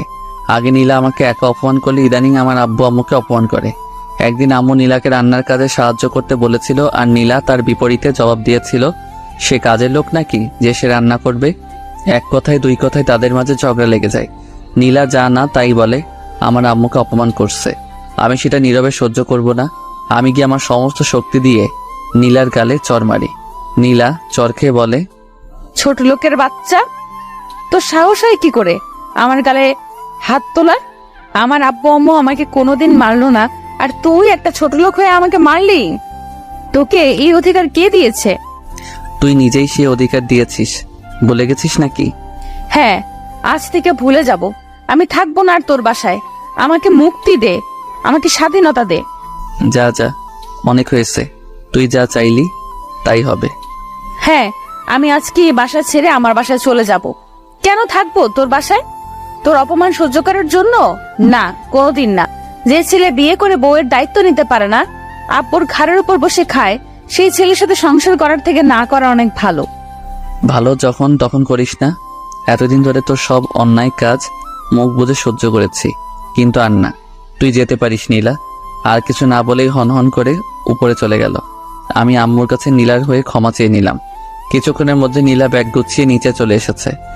গেলাম আমি, এই বাসা থেকে বোরিং হয়ে গেছি। আমি আর নীলাকে আটকালাম না। নীলা চলে গেছে। 2 ঘন্টা পর নীলার আব্বুর ফোন। আমি কল রিসিভ করে সালাম দিলাম। বাবা, তোমার আর নীলার কি কিছু হয়েছে? আমি তারপর সব বললাম। নীলার আব্বু বলল, আচ্ছা বাবা, তুমি চিন্তা করো না, সব ঠিক হয়ে যাবে। মেয়ে আমার একটু জেদি। কল কেটে দিল। আমি সেদিন রাতে আরো বেশি করে মিস করছিলাম নীলাকে। এতদিন মেয়েটাকে দেখেছি, কিন্তু আজ দেখতেই পেলাম না। অনেক কষ্ট হচ্ছে আমার। রাতে কিছুতেই ঘুম আসছিল না। যদিও গত কিছু রাতে আমি ঘুমাতে পারি না, ঘুমানোর জন্য মাঝে মাঝে একটা করে ঘুমের ট্যাবলেট খাই। নীলাকে মিস করছিলাম, তাই নীলাকে কল দিলাম। কল দিচ্ছি আর নীলা কেটে দিচ্ছে, কিন্তু আমি তবুও কল দিয়ে যাচ্ছি এই আশায় একবার যদি কল রিসিভ করে পাগলিটার কণ্ঠস্বর শুনতে পারবো। তাতেই অনেক। কলের পর কল দিচ্ছিলাম, একসময় ধরলো। ওই, তোর কি কোনো কাজ কাম নেই? এত রাতে আমাকে এতবার করে ফোন দিচ্ছিস কেন? হ্যাঁ, ও হ্যাঁ, তুই তো সত্যি কোনো কাজ কাম নেই, সারাদিন টোটো করে ঘুরে বেড়ানো ছাড়া। আমি তোমাকে ভালোবাসি নীলা, প্লিজ আমার কাছে চলে এসো, খুব কষ্ট হচ্ছে আমার। ভালোবাসি সেটা অন্য কাউকে গিয়ে বলবি, কেমন? আর আমি তোর কাছে কোনোদিনও যাব না। একবার গিয়ে অনেক বড় ভুল করে ফেলেছি। আগে যদি জানতাম এমন হবে, তোর মতন ছেলের সাথে কোনোদিন মিশতাম না। ছোট লোক কোথাকার। ফোন রাখ, আর কখনো আমার নাম্বারে কল দিবি না। প্লিজ এমন করো না, তুমি না আমার বিয়ে করা বউ। আমি তোকে ডিভোর্স দিয়ে দিব। নীলার মুখে ডিভোর্সের কথা শুনে নিজেকে আর সামলে রাখতে পারলাম না, কেঁদে দিলাম। নীলা আমার কান্না শুনছিল। নীলা বলল, দেখ, যা হবার হয়ে গেছে। আবেগের বশে মানুষ কত কিছু করে। যা হয়ে গেছে তা তুই ভুলে যা। কি করে বলবো তোমায় বলো? কি করে বলবো তোমার সাথে কাটানো দিনগুলো? আমি বলতে পারবো না, আমার পক্ষে সম্ভব না। সেটা তোর ব্যাপার, কিন্তু আমি এইসব ভুলে যেতে চাই। আচ্ছা, আমি বেশি কিছু জানতে চাইবো না, শুধু এইটুকু জানতে চাই তুমি কেন এমন করছো। তা আমি আর কি করব? তুই এখনো বেকার, তোর কাছে কিছু চাইলে তুই দিতেই পারবি না। আব্বু আম্মুর কাছ থেকে আমাকে সব নিতে হয়। তার থেকে ভালো আমি তোকে ছেড়ে দিয়ে আব্বু আম্মুর কাছেই থাকবো। আচ্ছা, ভালো থেকো, রাখি। কল কেটে দিলাম। নীলার কথা যত শুনছিলাম তত বেশি কষ্ট পাচ্ছিলাম। আমি বেকার বলে নীলা আমার থেকে দূরে সরে গেল, কিন্তু নীলা আমি তো তোমাকে কাছে টেনে নিয়েছিলাম না, তুমি নিজেই টেনে নিয়ে আবার নিজেই দূরে সরিয়ে দিলে, কিন্তু কেন? ও হ্যাঁ, আমি তো বেকার, তার জন্য। এইভাবে কেটে গেল 15 দিন। আমি বাসা থেকে বের হই না, কলেজে যাই না, কিন্তু সামনে পরীক্ষা, তাই কলেজে যেতে হবে। আমাকে এখন দেখতে একদম পাগলের মতো, যেমন ছিলাম তেমনভাবেই কলেজে চলে গেলাম। আজকে হেঁটেই যাচ্ছি, সাইকেল ব্যবহার করি না, তুলে রেখে দিচ্ছি। কলেজে গিয়ে দেখি নীলা আর তার বান্ধবীরা আড্ডা দিচ্ছে। আমি নীলাকে দেখে নিজেকে ধরে রাখতে পারলাম না, ছুটে নীলার কাছে চলে গেলাম। নীলার কাছে যাওয়ার পর নীলার হাত ধরলাম। নীলা আমাকে দেখে রেগে গেছে, তার উপর হাত ধরেছে। নীলা আমাকে সদরে একটা থাপ্পড় দিয়ে বলে, এই ছোট লোক, তোর সাহস কি করে হয় আমার হাত ধরার? নীলা তুমি আমার। আমি তোর কি শুনি? আমি তোর কেউ না। আমার কথা পুরোটা শেষ করার আগে নীলা কথাটা বলল, আমার ভালো লাগছে না। গত কয়েকদিন ধরে সময় মতো খাই না, ঘুমাই না, শরীর এমনিতেই দুর্বল ছিল, তার উপর রোদে হেঁটে এসেছি, খুব খারাপ লাগছে। আমি চুপ করে দাঁড়িয়েছিলাম। কিরে, কিছু বলছিস না কেন? আমি আর দাঁড়িয়ে থাকতে পারছিলাম না, মাথাটা ঘুরছে, আমি বসে পড়লাম। কিরে, ভিক্ষা করবি নাকি এমন ভাবে বসে আছিস কেন? কিছু বলছি না, চুপ করে বসে আছি। নীলা রেগে সেখান থেকে চলেই গেল। আমিও নীলার পেছন পেছন চলতে শুরু করলাম। খুব কষ্ট হচ্ছে, তবুও নীলার পেছন নিয়েছি। হঠাৎ আবারও আমার মাথা ঘুরে যায়। এইবার আর নিজেকে সামলাতে পারলাম না, মাথা ঘোরার কারণে এবার আমি পড়ে যাই। কিছু মনে নেই। আর তারপর যখন জ্ঞান আসে তখন দেখি কলেজের কিছু বড় ভাই আমার মাথায় পানি ঢালছিল। নীলা আমাকে দেখেও আমার কাছ থেকে চলে গেছে। এইবার সব থেকে বড় ধাক্কা খেলাম। আমি বড় ভাইয়াদের ধন্যবাদ দিয়ে বাসায় চলে আসলাম। যদিও ভাইয়ারা বলেছিল আমাকে বাসায় পৌঁছে দিবে, কিন্তু আমি তাদের কোনো সাহায্য নিয়েছিলাম না। আমি একাই বাসায় চলে আসি। আম্মু বলল, কি হয়েছে? আমি কোনো উত্তর না দিয়ে নিজের রুমে চলে গেলাম। তারপর ফুল সাউন্ডে গান ছেড়ে আমি প্রচণ্ড জোরে কান্না করতে শুরু করলাম। কান্না করছি তো করেই যাচ্ছি। একসময় নিজেকে বোঝালাম যে আমাকে ইনকাম করতে হবে, নীলাকে দেখিয়ে দিতে হবে। নীলা আমাকে অনেক অপমান করেছে। আর না, আমি গোসল করলাম, তারপর খেতে এলাম। গেল কয়েকদিন সময় মতো কিছু খাওয়া হয় না। এখন থেকে আগে নিজেকে ঠিক রাখবো, তারপর বাকি চিন্তা। আমি আর নীলার কথা ভেবে একদম কষ্ট পাবো না, অনেক হয়েছে। খেয়ে দিয়ে একটু বের হলাম। আমার এক বন্ধুর সাথে দেখা হলো, মানে স্কুল লাইফের। ওর আব্বু বড় এক কোম্পানি আছে। আর হ্যাঁ, আমি এসএসসি পরীক্ষার সময় ওকে অনেক কিছু দেখিয়েছিলাম। যদি আমি না দেখাতাম তবে বেচারা নিশ্চিত ফেল করত। বন্ধুর নাম রাফি। রাফি আমাকে দেখে আমার দিকে এগিয়ে এলো। হ্যাঁ দোস্ত, কি খবর? তোর চেহারা এমন হয়েছে কেন? তারপর রাফিকে সব বললাম। আরে এই ব্যাপার, আমি কালকে আব্বুকে বলে তোর জন্য কাজের ব্যবস্থা করে দিচ্ছি। হ্যাঁ দোস্ত, সেটা করলে অনেক ভালো হয়। তুই কোনো চিন্তা করিস না, ভাবি ভুল করেছে, দেখবি সব ঠিক হয়ে যাবে। আর হ্যাঁ, কাল তুই কাজে জয়েন করিস। তারপর রাফি আর আমি মিলে একটু ঘুরে বেড়ালাম। পরদিন সকালে আম্মুকে বললাম, আম্মু আমি অফিস যাচ্ছি। মানে অফিস? কিসের অফিস? তোর তো কলেজ আছে। আম্মু আমি আর পড়ালেখা করব না, আগে রোজগার করেই দেখিয়ে দিব আমিও পারি।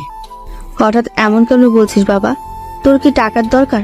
টাকার দরকার হলে আমাকে বল, আমি সব ব্যবস্থা করে দিচ্ছি। না আম্মু, আমার টাকার দরকার না, তবে যে জন্য আমি এমন করছি সেটা এতদিন তোমার কাছ থেকে গোপন রেখেছিলাম। কি গোপন রেখেছিলি বাবা? তারপর আমি আম্মুকে নীলার সব কথা বলি। এত কিছু হয়ে গেল আর তুই আজকে আমাদের বললি? আম্মু আমি ভেবেছিলাম সব ঠিক হয়ে যাবে, কিন্তু সেটা তো আর হলো না। তাই আম্মু, আব্বু তো আমাকে বাইকের কথা বলেছিল। অফিস যখন করব একটা বাইক খুব দরকার। আব্বুকে বলে একটা ম্যানেজ করে দাও না। তুই কোনো চিন্তা করিস না বাবা, আজকে এই বাইক পেয়ে যাবি। আম্মুকে সালাম করে অফিসের উদ্দেশ্যে বের হলাম। একটা রিক্সা নিলাম। অফিসে যাওয়ার আগে আমি রাফিকে ফোন দিলাম। রাফি বলল, তুই অফিসে আয়, আমি অফিসেই আছি। আমি অফিস চলে গেলাম, কিন্তু দারোয়ান আমাকে ঢুকতে দিচ্ছে না। তাই আবার রাফিকে ফোন দিলাম। রাফি নিজেই নিচে চলে এলো। রাফি আমাকে নিয়ে তার বাবার কাছে চলে গেল। আব্বু, এই সোহেল আমার বন্ধু, যার কথা তোমাকে বলেছিলাম। আচ্ছা বাবা, তুই পড়ালেখা বাদ দিয়ে হঠাৎ চাকরি করবে কেন? আমি তাকে আমার সব কথা বললাম। রাফির আব্বু আমার কথা শুনে বলল, বাবা, তুমি এক কাজ করো, তুমি চাকরিও করো সাথে পড়ালেখাও করো। না স্যার, আমি চাকরিতেই আমার মনোনিবেশ করতে চাই। আমার কথা শুনে রাফির আব্বু আর কিছু বলল না, আমাকে কাজ দিয়ে দিল। কাজ খুব সহজ। কে কখন অফিসে আসলো সেটা লেখা, আর কে কি কাজ করছে সেগুলো মনিটর করা। বেতন নাকি 25,000 টাকা। যদিও আমি এই কাজে এত বেতন আশা করি নাই। রাফি আমাকে অফিস রেখে চলে গেল। রাফির আব্বু আমাকে আমার বসের সাথে পরিচয় করিয়ে দিল। বস আমাকে দেখে কেন জানি না জড়িয়ে ধরে কান্না করে দিল। আমি আর রাফির আব্বু এমন কাজে অবাক। কি ব্যাপার কামাল সাহেব, এমন ভাবে কান্না করছেন কেন? আসলে আমার ছেলের কথা খুব মনে পড়ে গেছিল। কেন, আপনার ছেলের কি কিছু হয়েছে? আসলে বাবা, ওনার ছেলে কিছুদিন আগে রোড অ্যাক্সিডেন্টে মারা যায়। ও স্যার, আমি সরি, আপনাকে মনে হয় কষ্ট দিয়ে ফেলেছি। না বাবা, কোনো কষ্ট না। তুমি কি নতুন? হ্যাঁ, আজ থেকেও তোমার আন্ডারেই কাজ করবে। একটু বুঝিয়ে সুঝিয়ে দিও, একদম বাচ্চা ছেলে তো। আপনি কোনো চিন্তা করবেন না স্যার, আমি এই ছেলেকে এমন ভাবে তৈরি করব, দেখবেন একদিন আপনি এই ছেলেকে নিয়ে গর্ববোধ করবেন আর আমাকে ধন্যবাদ দিবেন। রাফির আব্বু আরো কিছু কথা বলে সেখান থেকে চলে গেল। আচ্ছা বাবা, তোমার বয়স তো একদম কম, তোমার তো পড়ালেখা করার বয়স, তুমি এই বয়সে চাকরি করবে কেন? আমি বসকেও সব বললাম। তুমি চিন্তা করো না, মন দিয়ে কাজ করো, আমি তো আছি। যদি কোথাও না বোঝো তাহলে আমাকে বলো, আমি তোমাকে সব বুঝিয়ে দিব।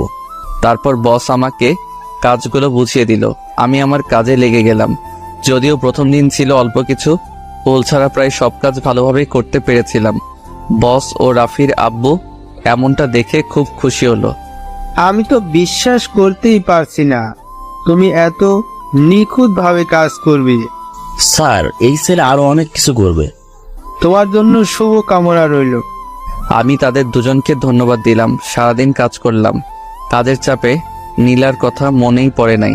খুব ভালোভাবে দিন কেটে গেল। সন্ধ্যায় বাসায় এসে দেখি আব্বু আমার জন্য নতুন বাইক কিনে রেখে দিয়েছে। ও শান্তি লাগছে। কাল থেকে তাহলে আর রিক্সায় করে যেতে হবে না। আমি আব্বু আম্মুর জন্য মিষ্টি নিয়ে এসেছিলাম। তাদের মিষ্টি মুখ করিয়ে আমি রুমে চলে গেলাম। ফ্রেশ হয়ে খেয়ে দিয়ে আবার রুমে চলে গেলাম। নীলার কথা আবার মনে পড়ছে। ফোন হাতে নিয়ে বসে আছি আর ভাবছি নীলাকে কল দিব কি দিব না। একসময় ভাবলাম না থাক, এখন তো অল্প খারাপ লাগছে। নীলাকে ফোন দিলে নীলা অনেক কথা শোনাবে, যেগুলো আরো কষ্টদায়ক হবে। আমি তো ভেবেই নিয়েছি নীলাকে আর ফোন দিব না। যত কষ্ট হোক নীলাকে এবার বলে যেতেই হবে। আমি আর ফোন না দিয়ে ঘুমিয়ে পড়লাম। আম্মুর ডাক শুনে ঘুম ভাঙে। 8টায় অফিস যেতে হবে। আমি সে কথা আম্মুকে আগে থেকে বলে রাখছিলাম। আমি উঠে ফ্রেশ হয়ে নাস্তা করে নতুন বাইক নিয়ে বেরিয়ে পড়লাম। এক বন্ধু বাইক দিয়ে চালানো শিখেছিলাম, তাই কোনো প্রবলেম হবে না আশা করা যায়। আমি বাইক নিয়ে বের হয়েছি। কিছু দূর যেতেই দেখি তিশা দাঁড়িয়ে আছে। আমাকে দেখে তিশা ডাক দিয়ে বলে, এই সুহেল, একটু শোনো না। হ্যাঁ বলো। তুমি তো কলেজে যাচ্ছ তাই না? আমাকে সাথে নিয়ে যাবে? আসলে আমার গাড়ি কিছুদিন ধরে প্রবলেম দিচ্ছে। আমি তো অফিস যাচ্ছি। আচ্ছা উঠো, কলেজের সামনে দিয়েই তো যাব। তিশা উঠে বসে। আমি বাইক চালানো শুরু করি। আচ্ছা, তুমি পড়ালেখা বাদ দিলে কেন? এমনি একটা ভালো কাজ পেলাম তাই ছেড়ে দিলাম। তুমি তো আর কলেজে যাবে না তাই না? হ্যাঁ। আচ্ছা নীলা, তোমার এত ভালো বন্ধু ছিল, কিন্তু হঠাৎ কি এমন হলো তোমাকে নীলা সহ্য করতে পারে না? তুমি এত কথা বলো না তো, আমার সমস্যা হচ্ছে। কেন বলো না, এত ভালো ফ্রেন্ডশিপ নষ্ট হলো কিভাবে? এই, তুমি থামবে নাকি এখানে নামিয়ে দিব? তিশা আমার কথা শুনে চুপ হয়ে গেছে, আর কোনো কথা বলল না। কলেজের সামনে এসে নামো। তিশা যখন নামছিল তখন নীলা সেটা দেখেছিল, কিন্তু নীলার ভাব দেখে মনে হচ্ছিল ব্যাপারটা স্বাভাবিকভাবেই নিয়েছে। দেখেও না দেখার ভান করে চলে গেছে। আমিও তিশাকে নামিয়ে দিয়ে অফিসে চলে গেলাম। নিজের কাজে মন দিলাম। আগের থেকে অনেকটাই গুছিয়ে নিয়েছি নিজেকে। এখন আর নীলার কথা ভেবে কষ্ট পাই না। 15 দিন পর আমি অফিসে যাচ্ছি। তিশা আবার আমাকে ডাক দিল। আমি থামলাম। আচ্ছা, আমি প্রতিদিন দেখি তুমি একা একাই রাস্তা দিয়ে যাও। এক কাজ করবে, আমাকে প্রতিদিন নিয়ে যাবে, তাহলে আমার গাড়ির তেল খরচের টাকা বেঁচে যাবে আর কি। আমি ভাবলাম আমি তো একাই যাই, তিশাকে নিলে তেমন সমস্যা হবে না। আমি বললাম আচ্ছা। তুমি তো মনে হয় আজকে গাড়িতে যাবে না, তাই তো? তোমার বাইক থাকতে গাড়িতে কেন যাব বলো তো? তাহলে কথা না বাড়িয়ে ওঠো। তিশা বাইকে উঠে পড়ল, তবে এমনভাবে আমার গা ঘেঁষে বসেছে আমার কাতুকুতু লাগছে। আচ্ছা, একটা কথা জিজ্ঞেস করি। হ্যাঁ করো। তোমার কি কোনো গার্লফ্রেন্ড আছে? না, আমার কোনো গার্লফ্রেন্ড নেই। যেটা জানতে চেয়েছো আমি সেটার উত্তর দিয়েছি। সত্যি আমার কোনো গার্লফ্রেন্ড নেই। যদি জানতে চাইতো বউ আছে কিনা, তাই বলতাম হ্যাঁ আছে। তবে সেটা এখন শুধু কাগজে কলমে, কবে জানি না ডিভোর্স লেটার হাতে পাবো। তাহলে তো ভালোই হলো। কিসের ভালো আর কেন ভালো? আমি প্রতিদিন তোমার বাইকে যাব, কেউ কিচ্ছু বলবে না তাই। কথা বলতে বলতে কলেজের সামনে চলে এসেছি। সেদিনও নীলা দেখলো কিন্তু কোনো রিয়াক্ট করলো না। এইভাবে আমি এখন প্রতিদিন তিশাকে কলেজে ছেড়ে দেই। নীলা প্রথম কোনো রকম রিয়াক্ট না করলো, ইদানিং দেখি নীলা কেমন ভাবে জানো তাকিয়ে থাকে। মাঝে মাঝে মনে হয় খুব রেগে আছে, কিন্তু আমি সেই দিকে কোনো খেয়াল করি না। আমি এমন ভাবে নীলার দিকে তাকিয়ে থাকি কেউ বুঝতে না পেরে। আজকে আমি প্রথম বেতন পেয়েছি, খুব ভালো লাগছে নিজের ইনকাম করা টাকা হাতে পেয়ে। অফিস থেকে বের হয়ে আমি শপিং মলে গেলাম। সেখান থেকে আব্বু আম্মু আর নীলার জন্য কিছু জামা কাপড় কিনলাম। বাসায় এসে আব্বু আম্মুকে আমার প্রথম রোজগারের টাকা দিয়ে কেনা জিনিসগুলো দিলাম। আব্বু আম্মু এত খুশি হলো বলে বোঝানো যাবে না। পরদিন আমি একটু আগে বাসা থেকে বের হলাম, সাথে নীলার জন্য কেনা শাড়ি নিয়ে কলেজে গেলাম। দেখলাম নীলা তার বান্ধবীদের সাথে বসে আছে। আমি গিয়ে নীলাকে ডাক দিলাম। নীলা উঠে এলো। কি ব্যাপার, ডাক দিলি কেন? এই নাও, এটা তোমার জন্য, আমার রোজগার করার টাকা দিয়ে কিনেছি। শাড়িটা নীলার দিকে এগিয়ে দিয়ে বললাম। নীলা সেটা না নিয়ে আমাকে অনেক কথা শুনিয়ে চলে গেল। মনটা আবার খারাপ হয়ে গেল। আমি শাড়ি নিয়ে বের হচ্ছিলাম, তখন দেখি তিশা আসছে। তিশা আমাকে দেখে আমার দিকে রেগে আসছে। আমার কাছে এসে, তাই তুমি আমাকে আজ রেখে আসছো কেন? এমনি। তোমার হাতে কি? শাড়ি। নিশ্চয়ই আমার জন্য এনেছো, আর আমাকে সারপ্রাইজ দিবে বলেই আগেই চলে আসতো, তাই না? হ্যাঁ, না মানে? হয়েছে, আর বলতে হবে না। শাড়ি এনেছো কিন্তু সেটা দেবার মতো সাহস নেই, ভীতু কোথাকার। তিশা আমার হাত থেকে শাড়ির প্যাকেট নিয়ে নিল। শাড়ি বের করে দেখে বলল, খুব সুন্দর হয়েছে। তাহলে আমি আজ যাই, অফিসে দেরি হয়ে যাচ্ছে। আর একটু থাকো না। না, দেরি হয়ে যাবে। চলে গেলাম। পরদিন সকালে দেখি দিশা আমার দেওয়া শাড়ি পরে দাঁড়িয়ে আছে। এই তোমার ড্রেস কই? আজকে তো কলেজে অনুষ্ঠান আছে, তাই আমি শাড়ি পরেছি। আমি তিশাকে বাইকে তুলে নিলাম। কলেজের সামনে যখন নামিয়ে দিচ্ছিলাম তখন দেখি নীলা তার বান্ধবীদের সাথে আসছে। নীলাকে শুনিয়ে বললাম, তিশা একটা কথা বলি। হ্যাঁ বলো। তোমাকে এই শাড়িটা অনেক সুন্দর মানিয়েছে। এই শাড়িটা তোমার জন্যই পারফেক্ট। সবাইকে তো আর সবকিছুতে মানায় না, এই শাড়ি শুধু তোমাকেই মানায়। ও হ্যাঁ, আমি তো ভুলেই গেছিলাম। কি আছে এতে? খুলেই দেখো। খুলে দেখি একটা ঘড়ি। তোমার জন্য। খুব সুন্দর। পরো। তুমি পরিয়ে দাও। আমরা যখন কথাগুলো বলছিলাম নীলা একটু দূরে দাঁড়িয়ে আমাদের সব কথা শুনতেছিল। তিশা আমাকে ঘড়ি পরিয়ে দিচ্ছে। তখন নীলার দিকে তাকিয়ে দেখি চোখ দুটো লাল হয়ে গেছে, চোখ দিয়ে পানি পড়ছে, আর আমাদের দিকে করুণ দৃষ্টিতে তাকিয়ে আছে। আমি নীলার দিকে যখন তাকালাম, নীলা তাড়াতাড়ি করে চোখ মুছে নিল। তিশা, তোমাকে অনেক ধন্যবাদ। ধন্যবাদ দেওয়ার কি আছে? সত্যি বলতে ঘড়িটা তোমার হাতে না অনেক ভালো মানিয়েছে। হ্যাঁ, তোমার পছন্দ আছে, সবাই তো আর তোমার মতো পছন্দ করতে পারে না। আবার নীলার দিকে তাকিয়ে দেখি আবার চোখ দিয়ে পানি পড়ছে, তবে আগের থেকে বেশি। কিন্তু নীলা এত কান্না করছে কেন? দূর, সেটা আমার দেখার বিষয় না। তিশা, আমি যাই, অফিসে দেরি হয়ে যাচ্ছে।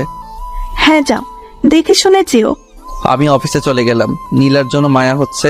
ও যখন কান্না করছিল একদম শিশুদের মতো লাগছিল। আমি এত কিছু না ভেবে নিজের কাজে মন দিলাম। সারাদিন কাজ করে খুব ক্লান্ত হয়ে গেছে। অন্যদিনের তুলনায় আজকে একটু বেশি কাজ ছিল। অফিস শেষ করে বাসায় ফিরবো, তখন তিশার ফোন। হ্যালো। হ্যালো। এই, তুমি কান্না করছো কেন? তিশা কিছু না বলে কান্না করেই যাচ্ছে। কি ব্যাপার, তুমি কান্না করছো কেন? তিশা কিছু না বলে শুধু এইটুকু বলল, তাদের বাসায় যেতে হবে। কেন, তোমাদের বাসায় কি? প্লিজ আসো না একটু। আমি আর কথা বাড়ালাম না, তিশাদের বাসায় চলে গেলাম। বাসার কলিং বেল চাপার সাথে সাথে দরজা খুলে দিল। তুমি কে বাবা? জি, আমি সোহেল। তিশা আমাকে আসতে বলেছে। ও, তুমি সেই। আসো বাবা, ভেতরে এসো। দেখো না মেয়েটা সেই কখন থেকে কেঁদে যাচ্ছে। আমি তিশার কাছে গিয়ে বললাম, এই তুমি অমন ভাবে কাঁদছো কেন? নীলা বলছে সে নাকি তোমার গার্লফ্রেন্ড। তিশান এমন কথা শুনে আমি তো অবাক। আমি বললাম, কখন বলছে এই কথা? সকালে যখন তুমি চলে গেলে তখন। আমি কি বলবো, আমার কিছু বলার নেই, শুধু রাগ হচ্ছে নীলার উপর। এইভাবে আমাকে কালার করলো কেন? আচ্ছা, নীলা যদি আমার গার্লফ্রেন্ড হয়েও থাকে, এতে তোমার কান্না করার কি আছে? কি নেই সেটা বলো, আমি তোমাকে অন্য কারোর সাথে ভাগ করে নিতে পারবো না। মানে এখানে ভাগাভাগির কি আসলো, কোথা থেকে? সেটা তুমি বুঝবে না। তুমি তো মনে হয় অফিস থেকে আমাদের বাসায় আসছো, তাই না? হ্যাঁ, বাসায় যাওয়ার সুযোগ দিলে তো আমি বাসায় যাব। আচ্ছা যাও, তুমি ফ্রেশ হয়ে আসো, আমি আম্মুকে বলে খাবার দিচ্ছি। না, আমি বাসায় গিয়ে খাবো। তুমি আমাদের বাসায় না খেলে কিন্তু আমি কান্না করব, আর আমিও কিচ্ছু খাবো না। কি পাগলি মেয়ের বাবা! তিশার পাগলামির কারণে আমি তিশাদের বাসায় সেদিন খেয়ে বাসায় ফিরলাম। বাসায় এসে আব্বু আম্মুর সাথে কিছু কথা বলে রুমে চলে গেলাম। ঘুমানোর জন্য প্রস্তুতি নিচ্ছি, ঠিক তখন অচেনা একটা নাম্বার থেকে কল আসে। আমি কল রিসিভ করলাম। সালাম দিয়ে বললাম, কে? ওপাশ থেকে একটা মেইলি কণ্ঠ বলে, আমি কি সেটা না জানলেও চলবে। তা আজকাল দেখছি বাসায় বউ রেখে অন্য মেয়েদের সাথে ঘোরাঘুরি হচ্ছে। সরি, আপনি মনে হয় কোথাও ভুল করছেন। ভুল কেন করতে যাব? আমি তো ঠিকটাই বললাম। আপনি পুরোপুরি ভুল বলছেন। আমার বাসায় কোনো বউ নেই। আপনি মনে হয় ভুল নাম্বারে কল দিয়েছেন। আচ্ছা, আমি একটু চেক করে নিচ্ছি। কিছুক্ষণ পর মেয়েটি, সরি ভাইয়া, খুব দুঃখিত, আসলে আপনার নাম্বার আর আমার ফ্রেন্ডের নাম্বার প্রায় সেম, শুধু যেখানে 5 হবে সেখানে 4 দিয়ে ফেলেছি। আমি খুব সরি। সেটা বুঝলাম, তা আপনার ফ্রেন্ড কি করেছে জানতে পারি? আসলে আমার ফ্রেন্ড বিয়ে করেছে, 1 বছর হতে চলেছে। আজ দেখি অন্য একটা মেয়ের সাথে ঘুরছে। আচ্ছা, একটা কথা বলি, হ্যাঁ, অন্য মেয়ের সাথে ঘুরলেই কি প্রেম হয় নাকি?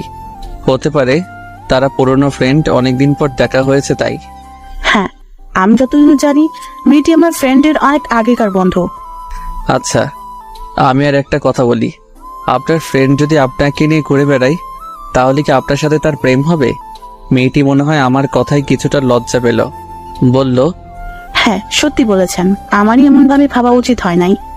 হ্যাঁ, কোনো কিছু ভালো করে না জেনে আগে মন্তব্য করবেন না। আমিও কল কেটে দিলাম। খুব ঘুম পাচ্ছে। পরদিন আম্মুর ডাকে ঘুম ভাঙে। শোন, তুই অফিস থেকে ছুটি নিয়ে নে। কেন আম্মু? হঠাৎ ছুটি নিব কেন?